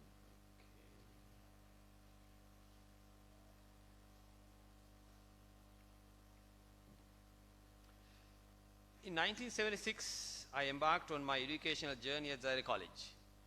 That's when I joined the grade 1. It marked the beginning of my academic life as a first grade student. The era was characterized by global landscape in constant flux. That was a very interesting period. There were pivotal events shaping the course of history at that time. The world grappled with significant changes, including the aftermath of oil crisis in 1973, the conclusion of the Vietnam War in 75, and the Iranian Revolution in 79, and also the remarkable Apollo moon landing. But amidst all these global transformations, our homeland, Sri Lanka, was also navigating a path of evolution and adaptation. We were still in the process of recovering from the aftermath of the unfortunate single-only movement, a period marked by tragic assassination of the Prime Minister. Our domestic policies emphasized import substitution at that time, and a shift toward an agriculture-based economy. Yes, we tried that. Additionally, this period witnessed the nationalization of key industries as our nation sought to redefine its economic and industrial identity. At Zahira College, the education landscape underwent a significant transformation as well. The institution transitioned away from English as the medium of instruction, leaving only Tamil and Sinhala as available options. And here I am, trying to join Zahira College in 1976. Despite strong opposition from our extended family, if you remember at that time, usually the Muslims spoke Tamil in Sri Lanka. So my father and mother had to go through a lot of trouble explaining my immediate family members why my father wanted me to join Sinhala medium at Zahira College. So my courageous parents made the decision to enroll me in the Sinhala medium class. While the majority of Muslim students were pursuing their studies in Arabic or Tamil, our cohort forged ahead in the Sinhala medium. But we were very, very lucky at that time.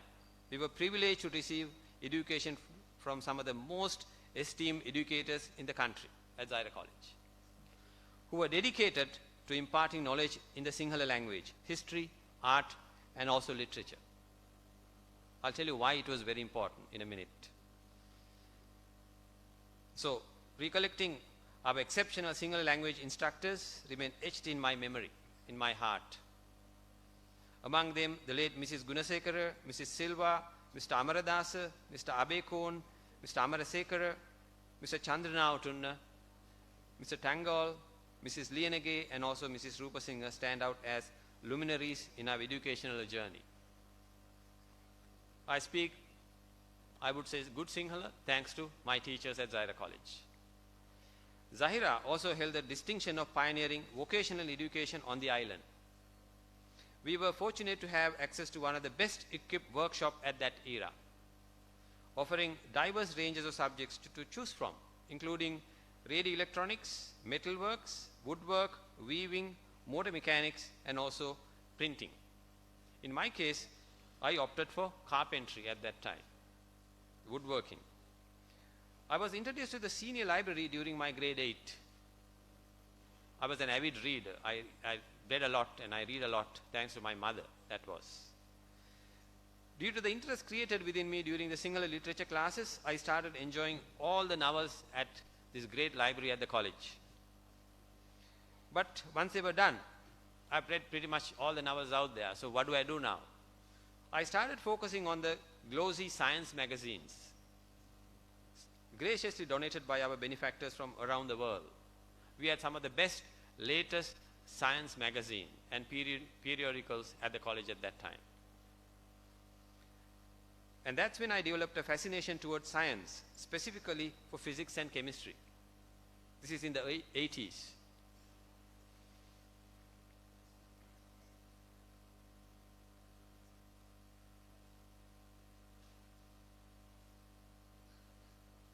I was mesmerized by the development of electronics and computers.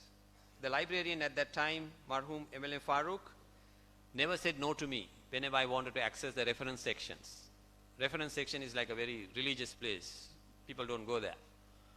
Only the special people can go there. So I was one of those special people who had access to the reference section any time of the day. So that's where I spent most of my afternoons. So although my PT subjects was woodworking, during my O-level time, I started visiting the electronic workshop and spent the time with Mr. Zufar, the young, kind-hearted teacher who answered all my questions even when I was at my annoying best. I asked all kinds of questions. Why this? Why that? If I want to do this, how do I do this? All kinds of questions. He was very kind enough to explain all my questions. So that led me to join his private classes after O-levels in 1986 to learn analog electronics. At that time, computers were not there, not existent almost at that time, for at least the general public. So I joined his private class and did my first tertiary diploma. This was operating on the first floor of the famous Soma tea room close by, next to the Tower Hall. Now I remember one evening, Mr. Zufar was meddling with a small black box with a tiny keypad. I was very curious to see what is going on here. So all we did was, learning how to repair radios and television. And here we have another special gadget we've been meddling with. So it was hooked onto a TV and a cassette player at that time. I was instantly attracted to it. So we spent many nights trying to master this new toy. I later came to know that it was something called a Sinclair ZX81, a computer with just 1 kilobyte of memory. 1 kilobyte of memory, yes. So there was a language called BASIC. We were trying to write all kinds of code on that gadget. I was getting very late going home and doing all kinds of crazy things like I'm reading and thinking and writing. So my mother noticed this. So my strange behavior, she realized I have an obsession with computers. So to make me happy, she spent a fortune at that time to buy me a state-of-the-art computer at that time. The Sinclair Spectrum, it was called. It was a color computer, faster and has more things, and I was in cloud 9. I was very, very happy.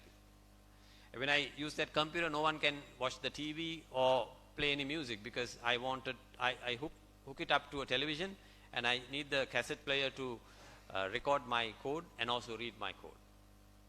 So I had full access to my TV and the cassette recorder at home. But coming back to 1989, the Sri Lanka was again going through a lot of trouble. We had 2 civil wars, one in the north, one in the south. And that's when I was finishing my A-levels. And the country was not helpful at all. People at my age were dying, getting killed every day. So I left the country to reach Sharjah in the UAE. And I was there for about 4 years, doing all kinds of interesting things. I was exposed to the world of advanced computers, the business you can do with it, programming, design, lots of different things. I was about 22 years old at that time, and that was a major challenge for me and an excellent exposure in my life. So when I came back to Sri Lanka, I think around 2003, I was introduced to this wonderful group called Group of 80 by 2 of my friends, Ashraf Zohair and also my classmate Amir Majid. And the first thing I did was to come back to the college around that time to see, okay, what is going on at Zahira College. I was thrilled to discover that Zahira had commenced her IT learning journey as early as 1995. As part of another visionary initiative by Professor Furkan, not just computers, we also had English medium education at Zahira College, something that many other schools didn't have in the early 90s. Ever since then, we've been dedicating to impart IT knowledge to the young Zahirians from a very, very early days. When the ICT subject was introduced to A-level students, we were among the first to embrace it. When the government decided to offer A-level as another stream, another subject, we were one of the first to embrace it. What's even more remarkable is that our students have consistently achieved a 100% pass rate. Now, that's fantastic, right? Since 2014. Now, some people think learning IT or ICT, to be exact, is to, you learn that you become computer programmers. Not necessarily. ICT is not that. When you learn IT, your other subjects also become very good. You learn maths, you learn science, you learn languages, you learn a lot of other things as well. In fact, you learn how to learn with IT. So you don't need to go to the class, you don't need to listen to a teacher, you can perhaps open an article online, you can watch a YouTube video that will teach you something within few minutes rather than listening to someone for 30 minutes. So it's a door that opens you to many other things to learn.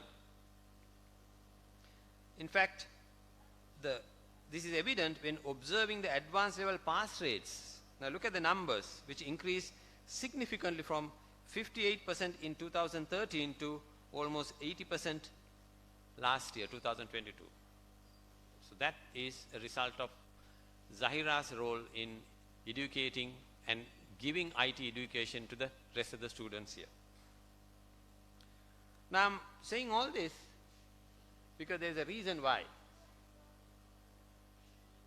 right? Because it set the backdrop of my main topic, the necessity for a robust ICT education policy. Now, it is very pertinent because we are enjoying the Founders' Day here. Now, Zahira has been a pioneer, living up to its motto, as per Marhum A.M.A. Aziz said, radiating center of Muslim thought and activity. That is Zahira College. Also gave leadership to many such events in the past. Our founding fathers were visionaries. In 1907, Marhum Wapichi Marikar said, and I quote him, "We aim at making our boys fill high and responsible positions in life." In 1909, Marhum ILM Abdul Aziz said, "For the survival of the community, it was necessary that a fair number of Zahirians should possess, actually a fair number of Muslims in the country should possess good knowledge of English, which is indispensable to commercial prosperity, good citizenship, and seeking professional knowledge." Now these are said by early 90s. And if you notice, most of the Muslims at that time were focusing on business, not education. So in the world of complex IT industry, I want to talk about something very important here.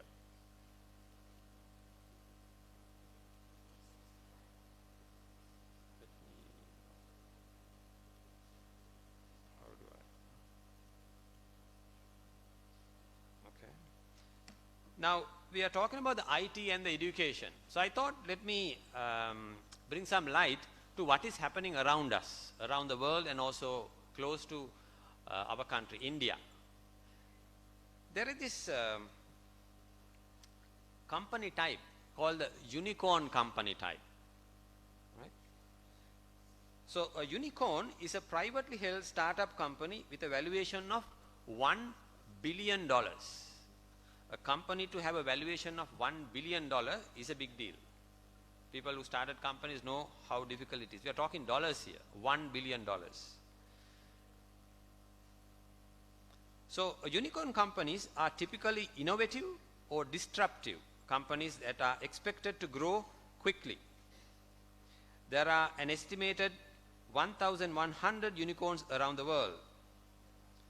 According to Central Bank Insights, with a cumulative valuation of $3.6 billion or an average of $3.3 billion per unicorn. So if you look at the average, we are talking about $3 billion for one company. And if you look at 2022, last year, the top global unicorn companies were Uber, Airbnb, Palantir, Snapchat, SpaceX, Pinterest, Xiaomi, Didi Quadi, China Internet Plus, and also Flipkart. Out of these 10, we can see 6 are from the US, America, and 3 from China and 1 from India. But looking back at our neighbor India in 2021, I saw a mind-boggling 42 startup turns into unicorns. So if you look at 2018, there were 8, 2019 there were 10, 2020 there were 10, but in 2021 there were 42 startups valuated at $1 billion.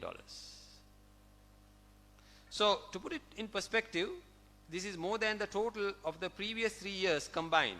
In fact, at 42 unicorns, India even edged past the UK, United Kingdom, as the third largest ecosystem with the most number of unicorns. The US leads the world with the most number of unicorns, followed by China, as per the Hurun Global Unicorn Index in 21, and Bengaluru, a city close to us, has emerged as the 7th biggest unicorn hub in the world.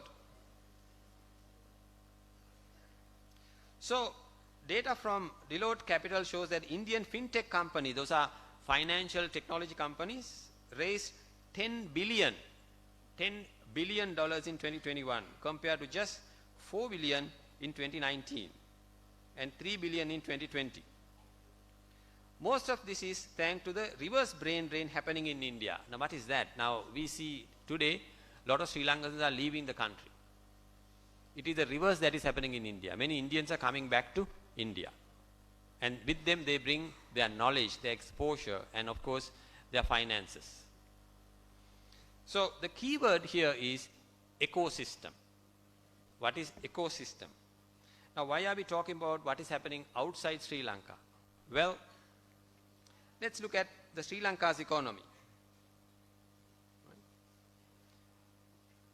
So as of September 2021, our GDP was about $81 billion US dollars. The whole country, by the way, is 81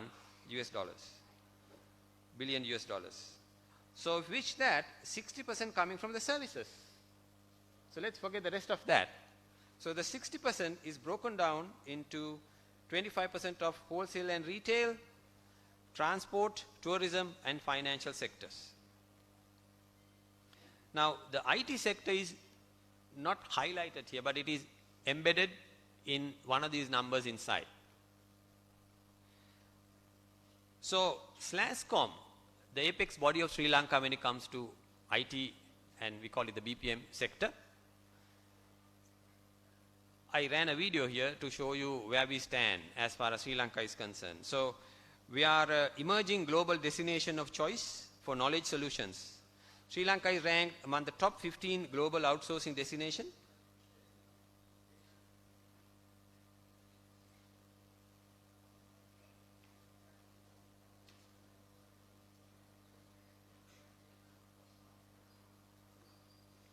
We are also among top 20 emerging cities.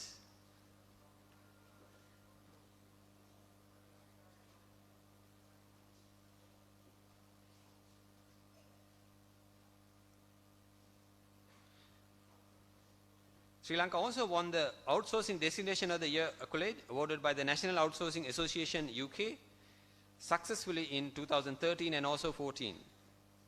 And our knowledge services industry is the 5th largest export earner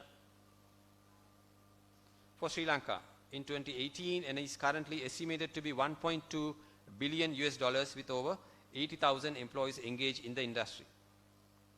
The knowledge solutions industry has been identified as a thrust industry by the government within the national export strategy. So look at this. We are targeting a $5 billion worth of export, 200,000 jobs with 1,000 startups. Whereas India is already making startups with about $40 billion.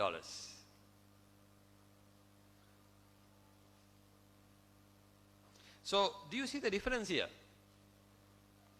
While we are struggling to reach a 5 billion goal, our neighbor, our big brother, our Nana, we say, is raising more than 10 billion a year just from the new startups. We are not talking about the established large corporations in India. This is just the startup companies. So my questions are, what is the lesson here? What can we do as a country?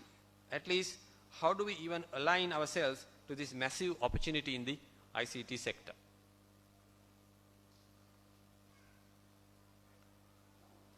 Let me share a famous quote from James Plummer,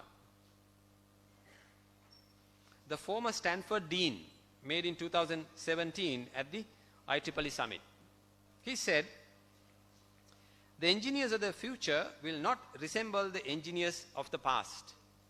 Now this is very important because a lot of people are very worried about AI and whether they are taking the jobs.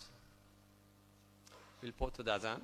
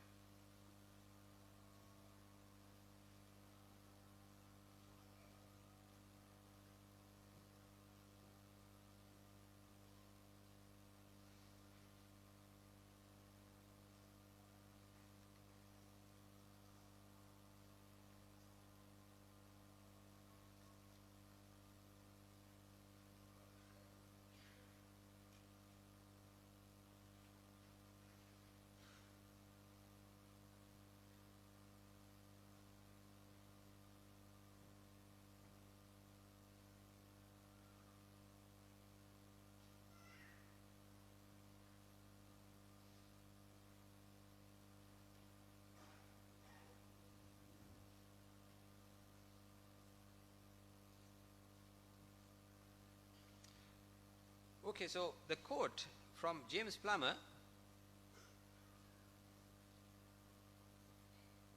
says that the engineers of the future will not resemble the engineers of the past.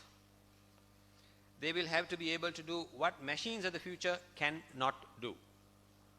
So like I was saying, there's a lot of talk about nowadays about AI, artificial intelligence taking away jobs, and how are we going to teach something because there is computers already.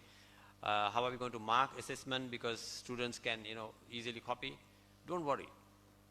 Don't worry about it. The future, of course, there's a big role in AI there, yes, but nothing much to worry about. Now in 2018, the World Economic Forum released its Future of Jobs report. And there were some highlights about 133 million new job roles coming up. So new jobs are coming up, compared with a declining of 73 million jobs. So 133 million coming, 75 million going. So we still have new jobs coming up into the market. So data analyst, machine learning, operation management, sales and marketing, skills development role are in the emerging list, while clerks, bookkeeping, factory work or secretarial roles are declining. So remember, I told you about a word called ecosystem, right? So that must be our target in Sri Lanka. So let me rephrase my question. How can we create an ecosystem that can innovate so much that it would attract new growth capital? Well, we don't have a simple answer, and India has few distinct advantages that we don't have currently. So, massive population compared to 20 million, 1 billion in India. And also compared to brain drain happening here versus reverse brain drain happening in India. And another very important something happening in India is the high penetration of digital currency. So there are a lot of innovation happened because of this reason, digital currency. So let me elaborate a few topics here. Number one, the global digital revolution. So the world is currently in the midst of a profound digital transformation, and Sri Lanka cannot afford to lag behind. Now this is an area of global growth. So many nations have effectively harnessed the potential of technology that are witnessing the substantial advantages in the form of economic expansion, elevated living standards, increased global prominence. It is imperative that we shift our focus beyond the confines of the agricultural revolution in Sri Lanka, or agricultural economy in Sri Lanka. And also enhancing education. So one compelling reason for the necessity of a national ICT policy is to revolutionize our education system. Information and communication technology can fundamentally change how students engage with learning, making it more interactive, engaging, and also accessible. The recent experience of COVID-19 pandemic vividly illustrates the power of ICT. I'm sure all of you have experienced it in the last few years. During the pandemic, our children had no choice but to transition to online learning. This sudden shift awakened the entire nation to the possibilities of smart devices and remote education. It also underscored the consequences of lacking a consistent policy in this regard. There were no policy, there were no guidelines. We were just thrown to the deep end to get going, and nobody knew what to do. Interestingly, the tuition industry swiftly embraced remote learning more effectively than many schools. Across the country, you can find numerous tutors offering online lectures now. But the pandemic is over now. We are back to the usual learning. But then all the effort that we were doing during the pandemic time in the school system is not going on now as much as we used to do before. So why don't we apply a similar approach to our formal school systems? We could enable proficient teachers to collaborate on the learning experience through online platforms. Now, China has done it very successfully.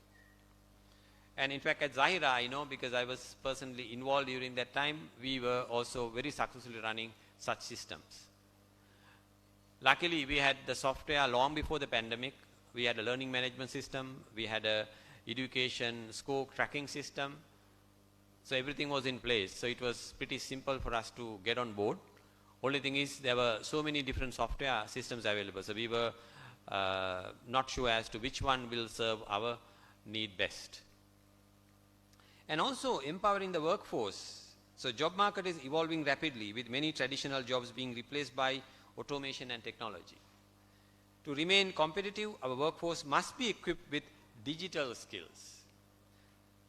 So a policy of this regard will adequately train for the jobs of the future, reducing unemployment and also underemployment while boosting economic growth. I must also mention here the role of the AI in workplace, the artificial intelligence. A lot of people are worried, like I said earlier. The media is full of articles about how AI is going to replace many jobs. Yes, it can, and it will. But the future is for people who knows how to use AI for their advantage. AI can and will replace you if you do not know how to harness the power of AI for your advantage. Now that's a lesson we need to take from AI. And also bridging the urban-rural divide. So in Sri Lanka, urban areas have better access to ICT resources. It was very well witnessed during even the COVID time. You notice, you may have seen news reports where the students had to climb trees to get some mobile coverage to connect with their teachers for online learning. Now to address this issue, a thoughtfully crafted policy can narrow this gap, ensuring that every citizen, regardless of where they live, can access high-quality ICT education and infrastructure. It's worth noting that in comparison to several neighboring countries, Sri Lanka boasts a reasonably extensive coverage of 4G. There were a few pockets here and there, but we are all right. Our cost is also very comparable compared to some of the other countries in the region. And then fostering innovation. Innovation plays a pivotal role in driving economic growth. By nurturing ICT education and research, we can cultivate a vibrant ecosystem of innovation and entrepreneurship in Sri Lanka. This in turn has the potential to catalyze the creation of indigenous technology solutions and draw foreign investments.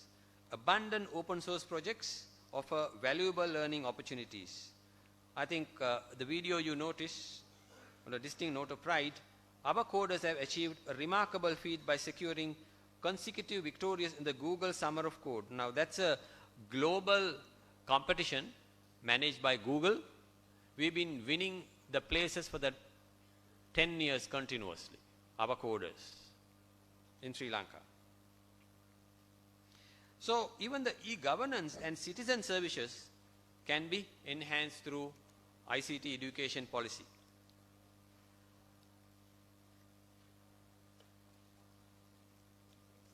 So how can we improve the government services? It can streamline the bureaucratic procedures, diminish corruption, and elevate the overall caliber of the government services. It empowers citizens to conveniently access crucial services online, resulting in time and cost savings. I'm sure you may have experienced, the adults may have experienced this already. So in Sri Lanka, we already enjoy vehicle revenue licensing, passport photos, where you go to a studio, you take the photograph, it is digitally transmitted to the immigration department for processing. Exam results, that I'm sure our Zahirians are already enjoying getting the results online. The QR fuel passes we've been enjoying for the past few months.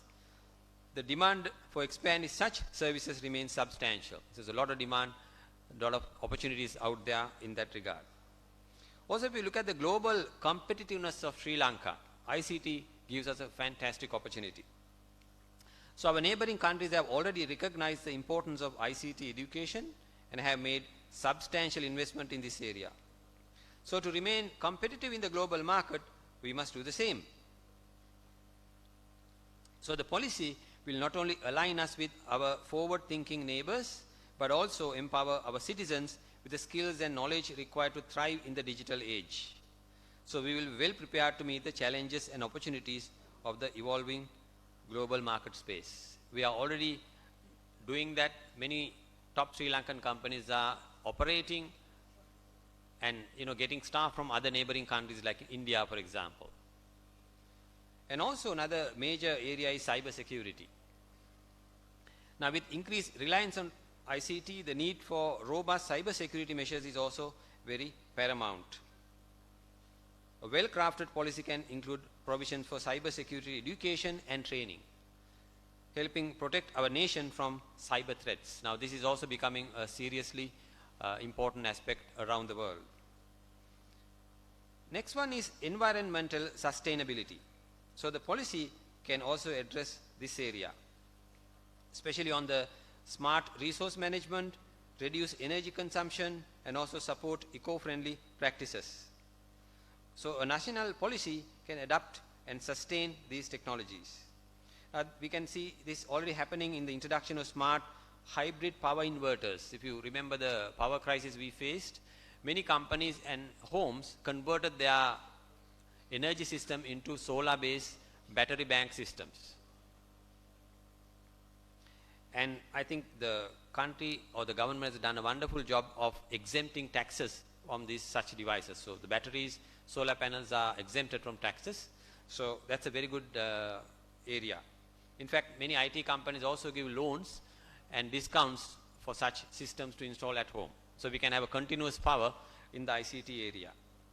And another very, very important aspect here is to address the building digital literacy. Now we are boasting about having the best literacy in the region. So we boast about having more than 90% literacy. But IT literacy is another matter. That's very, very important. Why?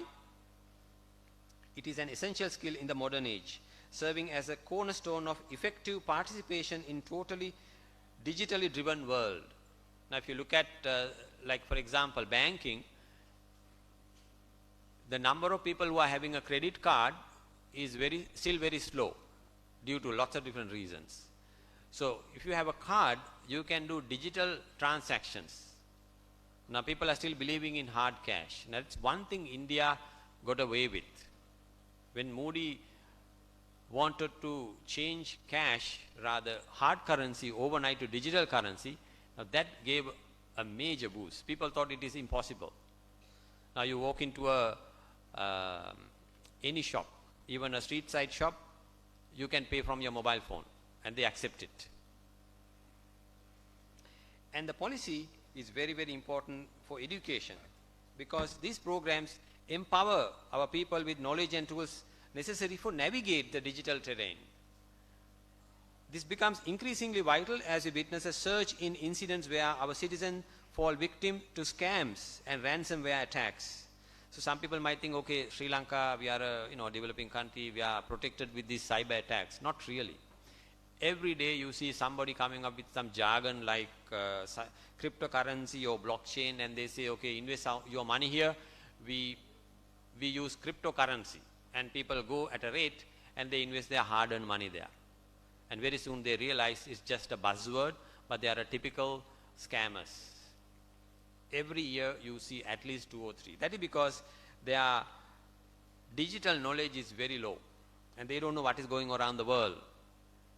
So this digital literacy awareness and preparedness is very, very important. Now, let me also talk about the challenges we may face because of this. Right? So for us to move forward, we must do the following. In fact, there are a couple of things we need to look at. Budget constraints, infrastructure development, curriculum design, all those things we need to look into. However, with the concerted effort from the government, the invaluable support from the private sector and the civil society, we can overcome these challenges. So to move forward, here are some of the things we can do. Allocate sufficient financial resources to develop ICT infrastructure and train educators.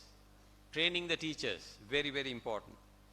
Collaborate with the private sector to leverage their expertise and resources, and then develop a comprehensive curriculum that integrate ICT seamlessly to our education system. Remember I said ICT is not making computer programmers. No.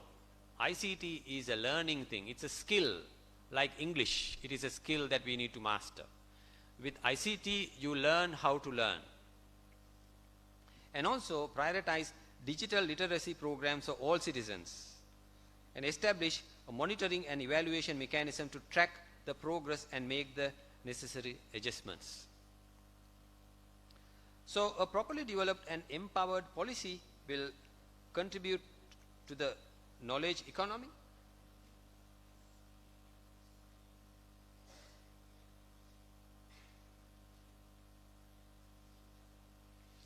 It will help research-based business startups.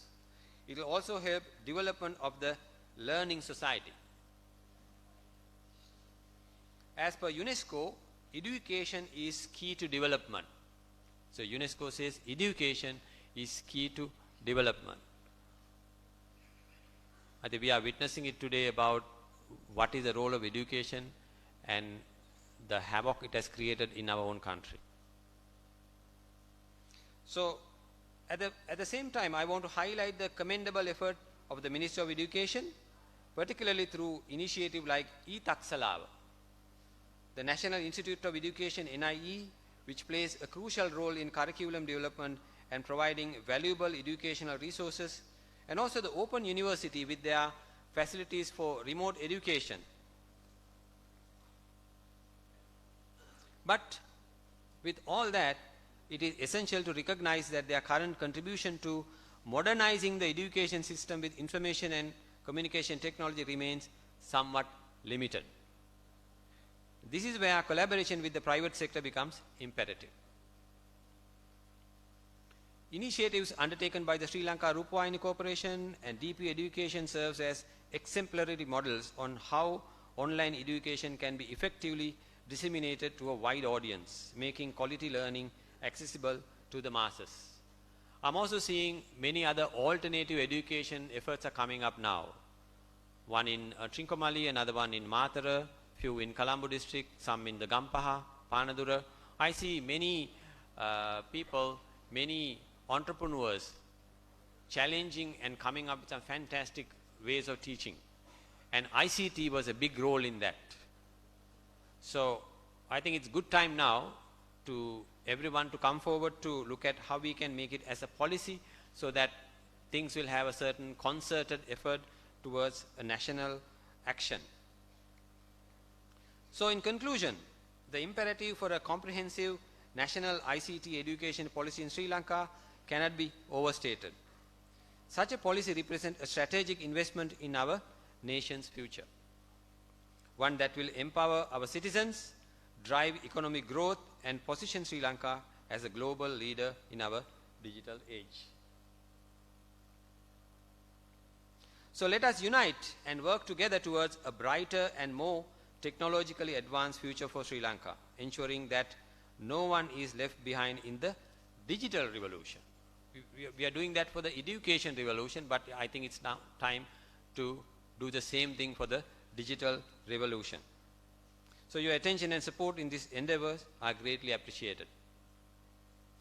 So to conclude now, a verse from Quran that emphasizes the importance of seeking knowledge.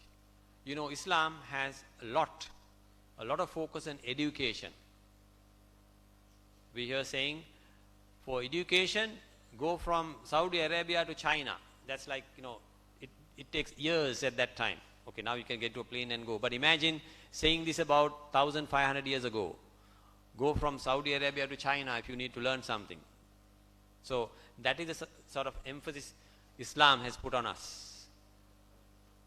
It says, are those who knew equal to those who do not know? Only those of understanding will remember. Surah Al-Zumar. So this verse highlights the significance of knowledge and understanding, implying that those who seek knowledge are distinguished from those who do not. It encourages the pursuit of knowledge as a means of gaining understanding and wisdom, to use their knowledge to benefit themselves and others.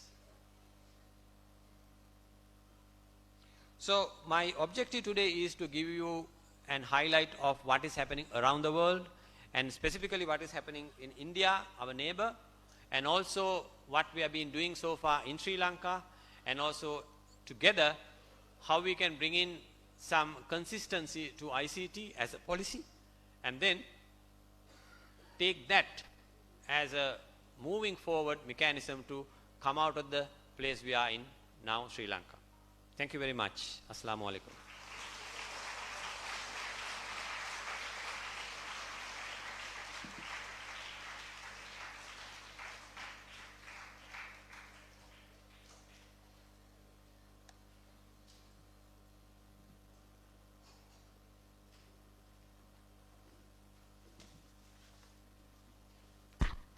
Dr. Mohammad Azmir, we extend our heartfelt thanks to you for your enlightening Founders Day oration.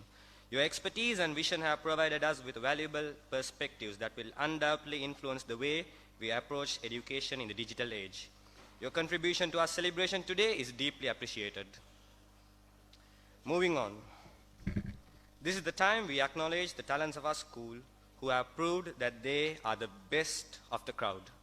To recognize them, I would like to call upon stage our college principal, Mr. Trizi Marikar, guest speaker, Dr. Mohammad Azmir, Secretary Board of Governors, Mr. Alawi Mukhtar, Deputy Principal Administration, Mr. Mohammad Shazuli, on stage to distribute the awards and certificates.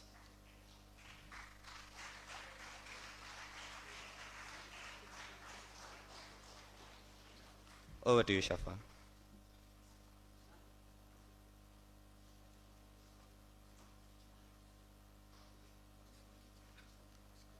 I would also request the Mosque Committee Chairman, Mr. Zubair, to join them on stage, please. Mr. Zubair Ghafoor. Thank you.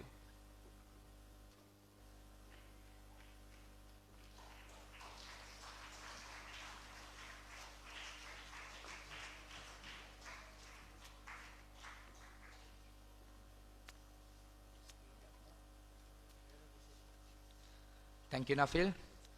Starting off with art competition.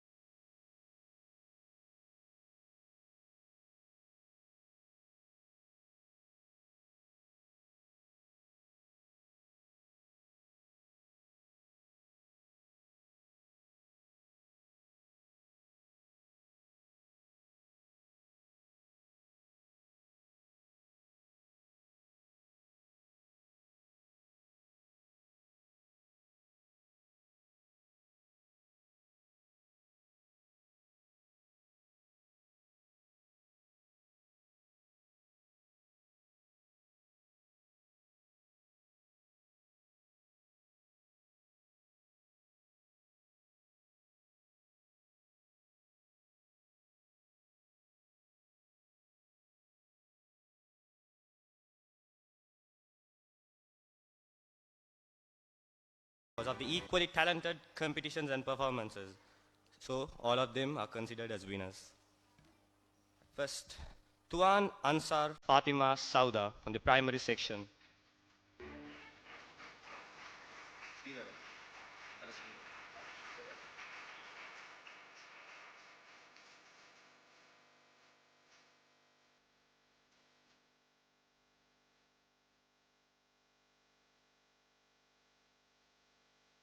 Mohammed Fawad Shifna Shah from the English section.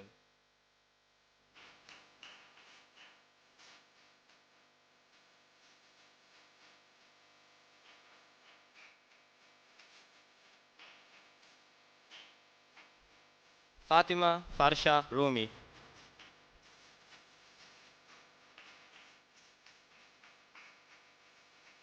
Mohammed Sherifuddin Sumayya.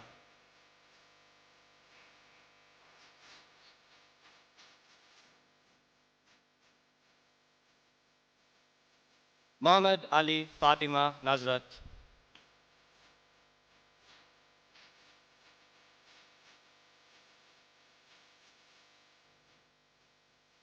Mohammed Mihilar Ali Abdul Fatah. Minza Manzil. Pitambaram Balasidhan. Rajaratnam Umesh Kumaran. And finally, Tuan Nafi Mohammed Qasim.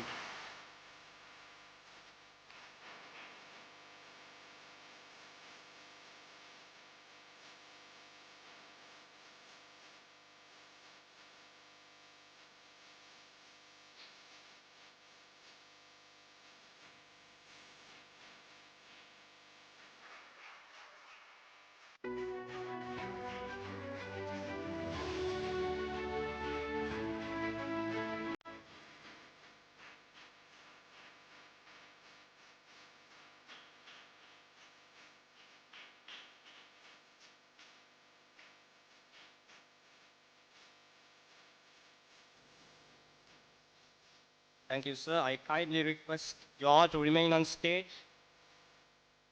As now it's time to present the token of appreciation to our guest speaker for today, Dr. Mohammed Azmir.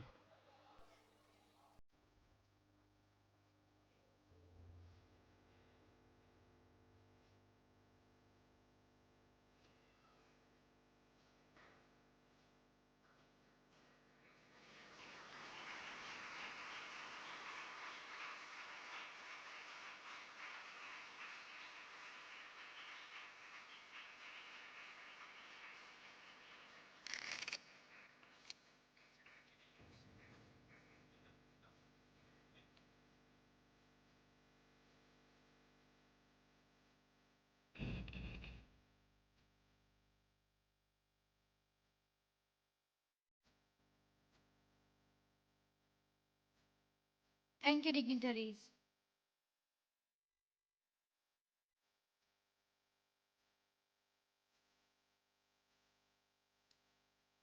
Moving on, I cordially invite Madam Zeenat Ismail, Vice Principal of Co-Curricular Activities, to propose the vote of thanks expressing our collective gratitude.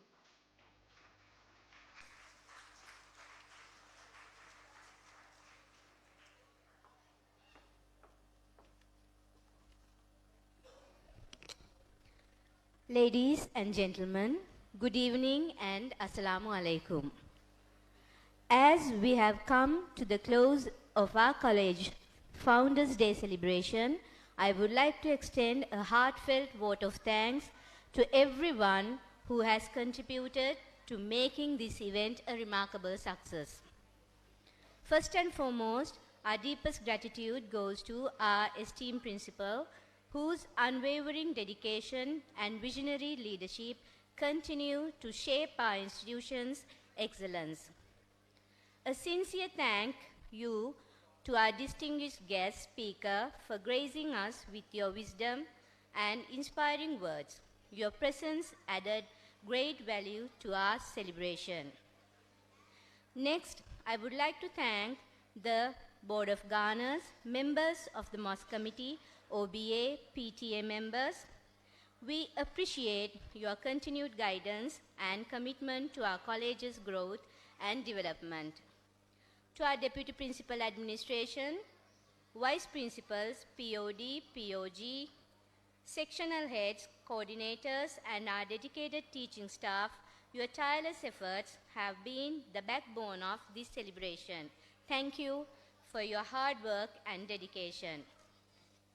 Next, to all our invitees, parents, and students who have joined us today, your presence has made this occasion truly special, and we are grateful for your support. A big round of applause for our Board of Prefects and award winners for their outstanding achievements and leadership. I would also like to express our gratitude to Mr. Basit and the technical team for ensuring the seamless execution of this event, and to Mr. Lafir and the non-academic staff for their essential contribution behind the scene. In closing, let us remember the Founders' Day is not just a celebration of our past, but a reaffirmation of our commitment to a brighter future. Thank you all once again, and may our college continue to thrive and shine in the years to come. May Allah bless you. Have a pleasant evening. Thank you.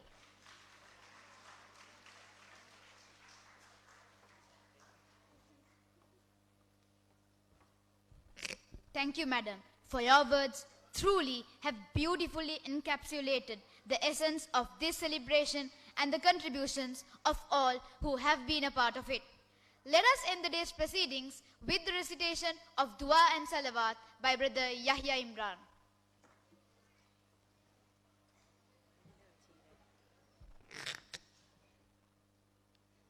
سبحانك اللهم وبحمدك أشهد أن لا إله إلا أنت أستغفرك وأتوب إليك صلى الله على محمد صلى الله عليه وسلم صلى الله على محمد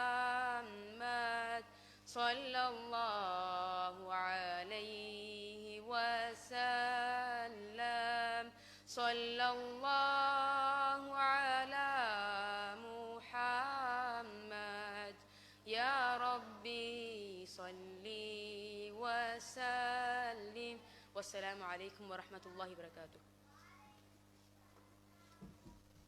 Thank you all for being part of this significant day in the life of Zahira College, Colombo. May today's celebration strengthen our bonds and inspire us to continue the legacy of excellence. I request the dignitaries and the special invitees to please remain seated, and the parents and the students, you can make your way out of the hall. Thank you.